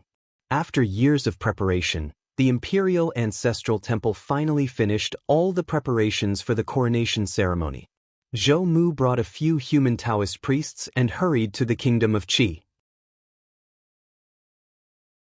At that moment, Feng Zichen did not have the time to pay attention to these things because the fake Grand Supreme Elderly Lord, who was also Dao ancestor Hongjun, had already arrived at Renhuang City on a green ox. After thinking about it, Feng Zichen thought that Tao Zhu was an old man after all. As a young man, he should properly carry forward the virtue of respecting the old. Even if he took the lead to set an example for everyone, he still went out of the city to welcome him. Greetings, Dao ancestor. Outside Human Emperor City, Feng Zichen cupped his hands at Dao ancestor Hongjun from afar as a greeting. As for whether calling Dao ancestor Hongjun as Dao ancestor would expose his identity, that was not the case. Dao master, Dao ancestor, these two titles were actually similar. When outsiders heard it, they would think that Feng Zichen called Dao ancestor Hongjun as Dao master and not Dao ancestor. However, any primordial chaos Daoyuo Jingxian could be called Dao master. There was nothing wrong with calling the three pure ones as Dao masters. Greetings, monarch. Dao ancestor Hongjun returned the greeting to Feng Zichen very naturally. To be honest, if Feng Zichen did not already know that the Grand Supreme Elderly Lord was transformed by Dao ancestor Hongjun, he would definitely think that the other party was the Grand Supreme Elderly Lord and not someone else pretending to be him. They were really too similar. Not only in appearance, but also in demeanor and luck, they seemed to be carved out of the same mold as the Grand Supreme Elderly Lord. With Dao ancestor Hongjun's ability, no one would be able to recognize him if he pretended to be someone else. There was only one flaw in Dao ancestor Hongjun. His realm was too high, far surpassing the Grand Pure Ones. If not for that, Feng Zichen would not have been able to recognize his true identity. After arriving beside Dao ancestor Hongjun, Feng Zichen could not help but exclaim softly. That was because he realized that behind Dao ancestor Hongjun stood a little Dao child with red lips and white teeth. He was about 5 or 6 years old and looked no different from a mortal child. However, his red hair was very eye-catching. Just now, the Dao child was hiding behind Dao ancestor Hongjun, but Feng Zichen did not notice him. He only discovered his existence when he walked closer. Who is this child? Looking at the child, Feng Zichen actually felt a sense of familiarity, as if he had seen the Dao child somewhere before. Narrowing his eyes slightly, Feng Zichen could not help but size up the Dao child. After all, the child was still young. Being stared at by a stranger like Feng Zichen, he could not help but reveal a frightened expression. He quietly hid behind Dao ancestor Hongjun and avoided Feng Zichen's burning gaze. The Dao child whispered to Dao ancestor Hongjun, "Master, who is this person? Master, who is this person? Why is his gaze so frightening?" It's as if he can see through everyone's body. The moment the little Dao child said that, Feng Zichen felt very awkward. It was inappropriate to stare at a 5-year-old child with such a threatening gaze. However, the Tao child's performance also made Feng Zichen even more certain that he was extraordinary. If he was really an ordinary child, he would have fainted from fright after being stared at like that. How could he have such a performance? It's indeed my fault. I apologize to you, young master. Feng Zichen was straightforward and directly cupped his hands in salute to the little Taoist boy. As for the salute, the little Tao child could not accept the salute of the human emperor. If Feng Zichen saluted him, he would not be able to reincarnate for eternity. The consequences of the backlash of fate were very serious. Seemingly happy to see Feng Zichen suffer, Tao ancestor Hong Jun chuckled. After a while, he said to the Tao child beside him, "This is the North Star Emperor, the supreme emperor of the human race. He is also the incomparably honorable great Taoist priests. He controls the gods of heaven and earth, the entire central divine region, the human race, and even the 10,000 races. He is the most powerful person in the three realms." When the little Tao child heard Tao ancestor Hong Jun's introduction, he was so shocked that his mouth was wide open. He stood there in a daze and did not react for a long time. It was not until a long time later that he wiped the saliva from the corner of his mouth and asked Tao ancestor Hong Jun in a fluster, Master, he is so powerful. Why didn't you say so earlier? Now that I have offended him, will he blame me?" Tao ancestor Hong Jun patted the little Tao child's head and said with a smile, "Don't be afraid. You are not a human, nor a god, nor are you one of the 10,000 races. You have nothing to do with the central divine region. You and I are both outsiders. No matter how powerful he is, he can't control you." Hearing this, the bitter look on the little Tao child's face disappeared and was replaced by a smile. He said with a look of realization, That's right. I am not a human, nor a god. I was not born in the central divine region. He can't control me." As he spoke, the little Taoist boy's laughter grew even more joyful. Seeing him like this, Feng Zichen could not help but scare him. "Little Tao child, although I can't control you, my cultivation is very high. There are less than 5 people in the 3 realms who can defeat me. If I want to kill you, I only need to blow a breath. Even if you are a world away from me, as long as you are still in the 3 realms, I can kill you. Are you afraid? Also, under my command, there are countless experts. With one order, regardless of whether it is the gods or the 10,000 races in the Eldritch world, they will have to obey my orders. In that case, I only need to release the news that you have offended me. Then, there is simply no need for me to do anything. You will become the target of everyone's hatred. Everyone in the world will view you as an enemy and wish to tear you apart. As such, after offending me, are you afraid?" It was not that Feng Zichen wanted to scare the little Tao child, but he had already recognized the little Tao child's identity. Looking at his head of red hair, the first thing that came to mind was red. Other than ancestor Hong Yun, who else could it be? The little Tao child who followed beside Tao ancestor Hong Yun was ancestor Hong Yun. However, it was not his actual body, but an incarnation of a strand of his divine consciousness. Moreover, all of his memories had been sealed by Tao ancestor Hong Jun. He really looked no different from an ordinary child. Thus, the scene before his eyes had occurred. After being scared by Feng Zichen, the little Tao child's smile disappeared. He quickly hid behind Tao ancestor Hong Jun and shouted at him, "I am not afraid. My master is a legendary saint, one of the few experts in the world. With him protecting me, you can't hurt me. I'm not afraid of you." At this moment, Tao ancestor Hong Jun smiled helplessly and said to Feng Zichen, "Emperor, don't scare him anymore. He is just a child." "Child?" "Yes, child. He is just a child." After muttering a few words, Feng Zichen asked Tao ancestor Hong Jun, "May I ask, what is the name of this little Tao child? I think he is to my liking. I want to keep him by my side and teach him personally for a period of time to make up for scaring him just now." With a smile, Tao ancestor Hong Jun took little Hong Yun's hand and placed him beside him. He said to Feng Zichen seriously, "This child is called Hong Yun. He is the disciple of Poor Wei. Emperor, don't have any ideas about him. His future path has been arranged by Poor Wei for him. Emperor, you don't have to worry about him. He did not expect Dao ancestor Hong Jun to be so direct and directly mention Hong Yun's identity. Feng Zichen did not know how to respond for a moment. After a while, Feng Zichen asked, "Why did ancestor bring Hong Yun to the Central Divine Prefecture?" The Central Divine Prefecture is the territory of the human clan, but Hong Yun is a disciple of the Xian sect. Even if he wants to go, he should go to the Dongxing Divine Prefecture and not the Central Divine Prefecture. Ancestor, did you bring him here to seek revenge? Since the Dao ancestor was so direct, Feng Zichen did not hide anymore.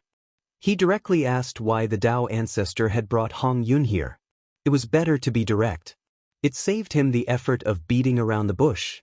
If everyone was direct, there would be less trouble in this world. Dao ancestor Hong Jun smiled again.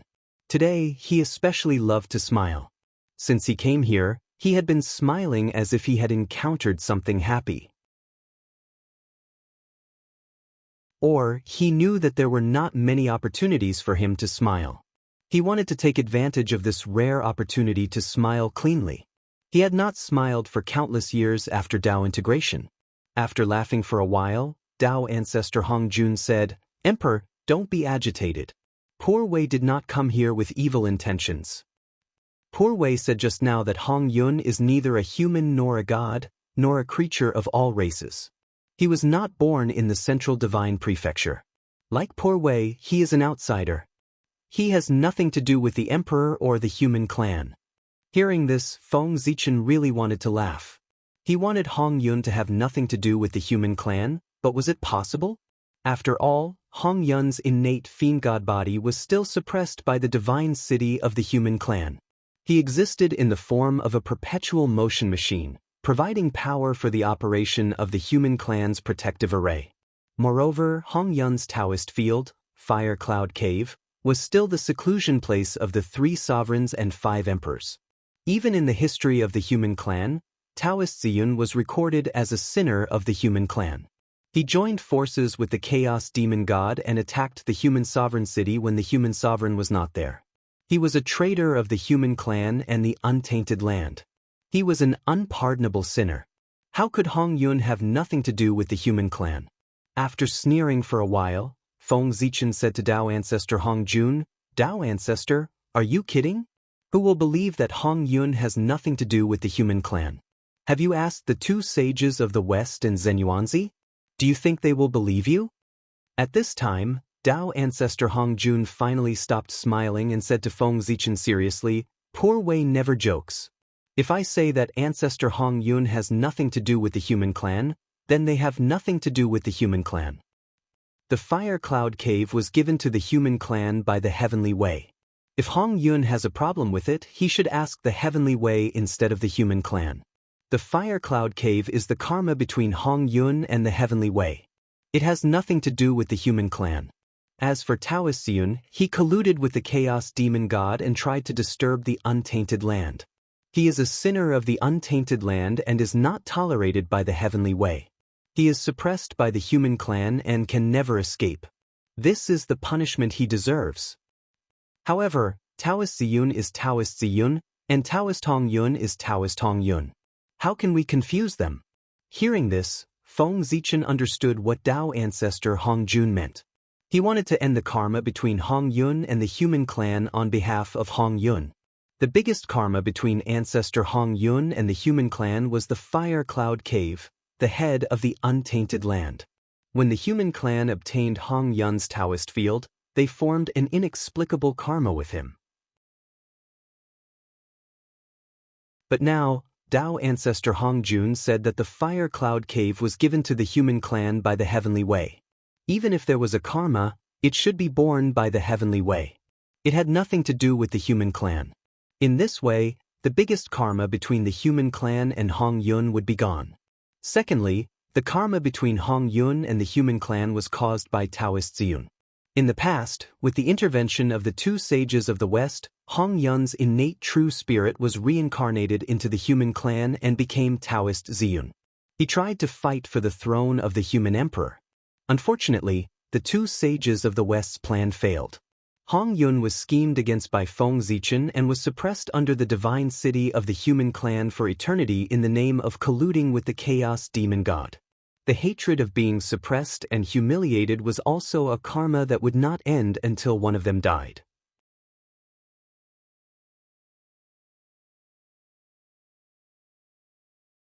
Chapter 872.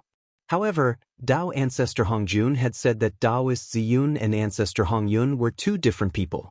In that case, Daoist Ziyun's karma would have nothing to do with ancestor Hongyun. According to Dao ancestor Hongjun, ancestor Hongyun had no karma with the human tribe.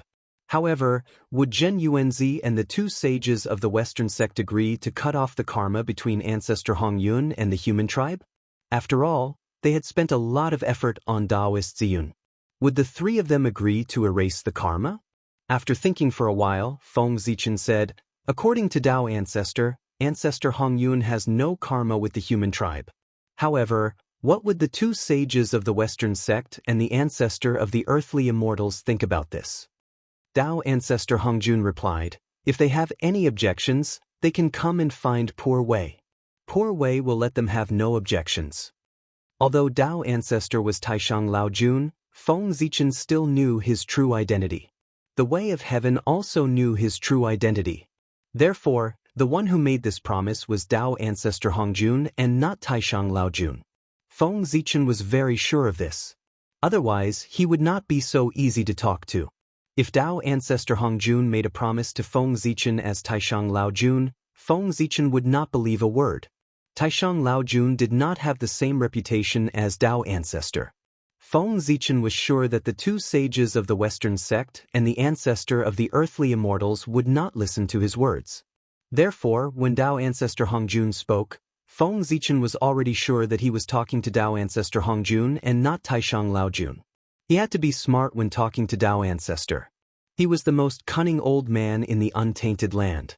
If he was not careful, he might be tricked by him. Therefore, he could not be too careful. Feng Zichen laughed and said, good, Dao ancestor is generous. If you really do what you said, then ancestor Hongyun has no karma with the human tribe. After that, Feng Zichen pulled Dao ancestor over and said, Dao ancestor, let's go in and talk. After they reached a consensus, Feng Zichen's attitude changed and he pulled Dao ancestor towards the human emperor palace. This change made Dao ancestor shook his head and laughed. After entering the main hall and sitting down, Feng Zichen finally had time and asked Dao ancestor Hongjun about his purpose of coming here. He asked, what do you want? Dao ancestor Hongjun took a sip of the Kanate Dao tea served by the maid. He did not answer Feng Zichen's question. Instead, he said to him, Sai, you really know how to enjoy life. You used the leaves of the world tree to make tea. I'm afraid this tea is better than the Kanate Dao enlightenment tea. Hearing this, Feng Zichen smiled and said, it's rare that you like it. I'll give you a jar. After that, Feng Zichen ordered someone to take the world tea made from the leaves of the world tree from the treasury. It was just the leaves of the world tree. In the eyes of others, it was extremely precious, but in the eyes of Feng Zichen, it was just the same. He could have as many as he wanted. Thank you, Your Majesty. Dao ancestor Hongjun first thanked Feng Zichen and then told him the purpose of his trip. I heard that the human emperor city has built a new treasure room that collects all the ancient books in the central divine province. Poor Wei is not talented, but I'm willing to recommend myself to be the treasure room's keeper and manage this huge treasure room for you. The treasure room was an official organization that Feng Zichen had recently established. It was used to collect all the divine abilities and cultivation methods of the human race for future generations to refer to. Even the cultivation methods of the other races were kept in the treasure room. It could be said that since the establishment of the treasure room, it had become an important place for the human race. The ancient books placed in it could be said to be priceless. Since the treasure room was so important, the guards that were used to guard this place were naturally elites that were picked out from thousands of people. Not only were the guards patrolling outside Kanate Dao lords, but there were also several Daoyuo Taoist priests inside the treasure room. They would definitely not let outsiders take a step into this place. The manager of such an important place was even more important. Apart from being strong, he had to be responsible and have an extremely high status. In order to choose a suitable candidate, Feng Zichen had a headache for a long time. In the end, he planned to choose a suitable person from the important ministers of the three ancient emperors. The important ministers of the three emperors of the human race naturally had status and strength. It was suitable for them to guard the treasure room. However, before Feng Zichen could find someone, Dao ancestor Hongjun had taken the initiative to recommend himself.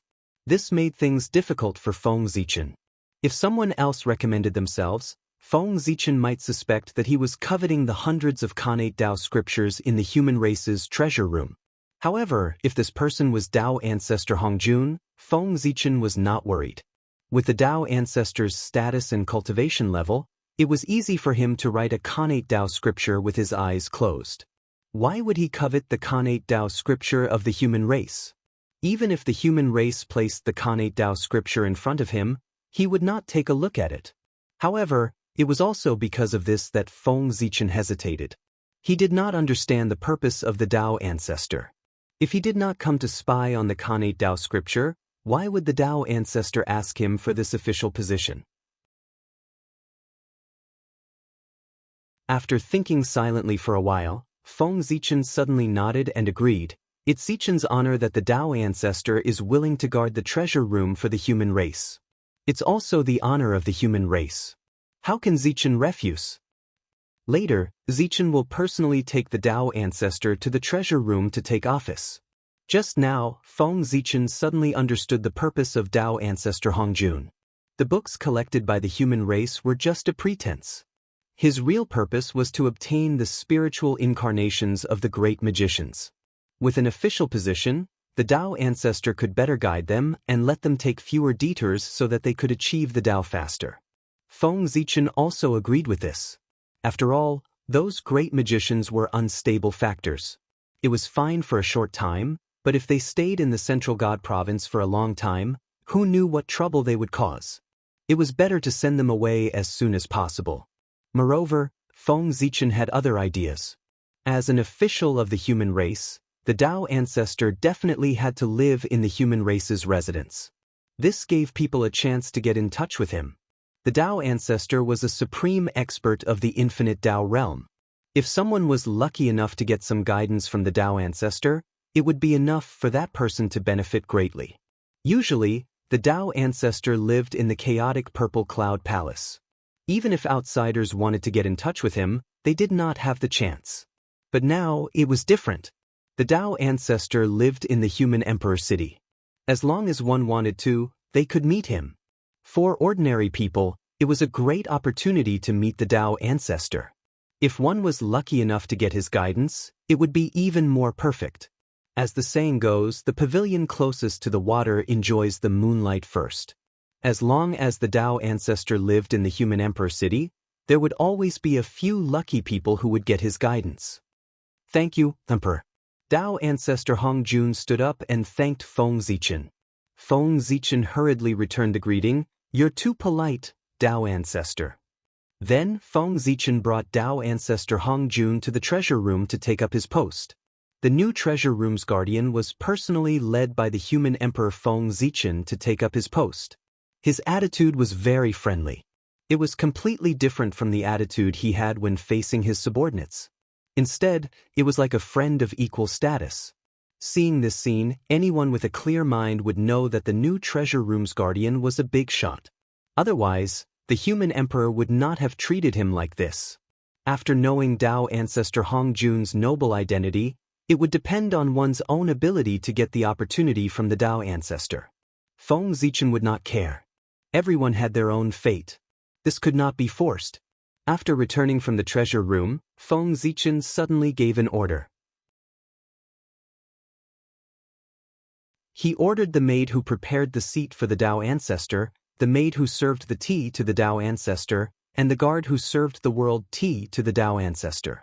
In short, everyone who had come into contact with the Dao ancestor today was sent to the sky-gazing peak by Feng Zichen's order to cultivate under the world tree. This was the treatment that only the peerless geniuses of the human clan had. These people had only come into contact with the Tao ancestor, and their fates had already changed. It was not an exaggeration to say that they were the geniuses of the human clan. It was indeed a great opportunity to serve the Tao ancestor tea, a seat, and a gift because the Tao master was the heavenly way.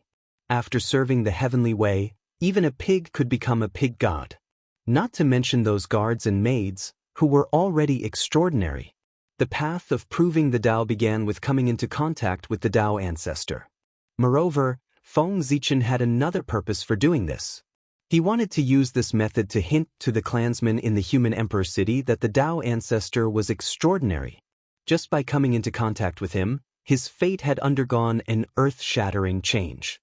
If he could receive his guidance, how extraordinary would it be? As long as someone noticed this scene, they would naturally guess Feng Zichen's thoughts and obtain a great opportunity. Opportunities were left for those who were prepared. Feng Zichen had already hinted so clearly. If no one understood, then they could only blame their bad luck. They could not blame anyone else. After all, Feng Zichen had told everyone that the new treasure room was the incarnation of the Tao ancestor. If he really did so, the Tao ancestor would immediately fall out with him. A few days later, the new human king of the human clan, Jiang Huan, came to the human emperor palace to visit the human emperor. Under the lead of the guards, Jiang Huan walked into the human emperor palace. As soon as he looked up, he saw the figure sitting on the throne. Like the sky, the earth, and the Tao, it was as if he was the greatest existence in the world, making people unable to have the will to resist. This was the human emperor, the most powerful existence of the human clan and one of the top 10 supreme masters in the 3 realms. This was not the first time Jiang Huan had seen Feng Zichen. The last time Jiang Huan saw Feng Zichen was when he had just become a Taoist priest and was conferred the title of Duke of Qi. Also in the human emperor palace, the human emperor received him, who had just become Duke of Qi, and gave him some encouragement. Before he left, the human emperor gave him a primordial spirit treasure and a large number of heavenly and earthly treasures, which allowed him to get rid of poverty and enter the middle class. At that time, Jiang Huan did not have a deep understanding of the human emperor's strength. He only knew that the human emperor was very strong, the kind that was ridiculously strong. But now, as he became a human king, his strength and luck improved, and he stepped into the sage to be level. Now that Jiang Huan saw the human emperor again, he finally felt the power of the human emperor. That was the Tao of the human realm, which had the power to easily crush him. Even a sage to be was just an ant in front of the human emperor, not much different from an ordinary person. Jiang Huan stepped forward silently and bowed. Jiang Huan greets your majesty. May your majesty be boundless and reach the supreme Tao realm as soon as possible. Get up. Helping Jiang Huan up, Feng Zichen said, you're here. How does it feel to be a human king? How is it different from when you were a duke? Jiang Huan's surname was Jiang, and he was a descendant of the archaic Jiang clan, the same clan as Jiang Xiong and Jiang Hui. He was their younger brother's descendant. Ever since Jiang Xiong and Jiang Hui went missing, Feng Zichen often blamed himself. Because of this, he took good care of the Jiang clan. Jiang Huan was from the Jiang clan. Perhaps because he loved the Jiang clan, Feng Zichen found him very pleasing to the eye.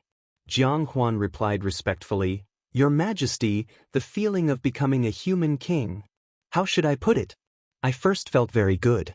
The dukes who used to be at the same level as me now have to bow when they see me. That feeling really made me feel like I was floating. After that, I felt a huge responsibility. Although the human race is strong, it's not like we don't have enemies in the 3 realms. In the North Continent, the demon race is eyeing the human race covetously. The Dongsheng Divine Prefecture and the Aparagodania continent are also hostile to the human race. They don't want to see the human race prosper. After listening to Jiang Huan for a long time, Feng Zichen said, Not bad, not bad. This is the current situation of the human race. You've taken on the role very quickly. You've already begun to perform the duties of a human king.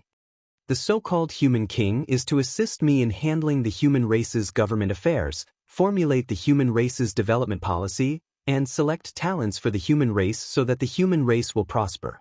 After giving Jiang Huan some instructions, Feng Zichen suddenly left the human emperor's palace with him. Follow me. The next moment, Jiang Huan felt the world around him change. When he came back to his senses, he realized that he was no longer in the human emperor's palace. Instead, he appeared in front of the Tree of World. Every time a human king is born, I will give him an opportunity. Observing the Tree of World is the opportunity I'm giving you, Feng Zichen said to Jiang Huan. He threw him a token and left. The Tree of World was a treasure at the primordial chaos level. Even a saint would gain something from observing it, let alone a kid like Jiang Huan. He would definitely benefit greatly. As for the token, it was Feng Zichen's keepsake. If he wanted to observe the Tree of World, he had to have this token. Otherwise, he would be greeted by the Tree of World. Now, the Tree of World strength had already reached the 9th heaven of primordial chaos. An ordinary primordial chaos Daluo Jingxian couldn't even withstand a blow from it. If it hit a sage-to-be, it could kill him in one blow. Standing in front of the Tree of World, Jiang Huan didn't immediately observe it. Because not long after Feng Zichen left, the Taoist priests of the Imperial Ancestral Temple came to look for him. You're tuning in to the Wandering Hero YouTube channel. Don't forget to subscribe and join us on this journey to catch the most captivating stories.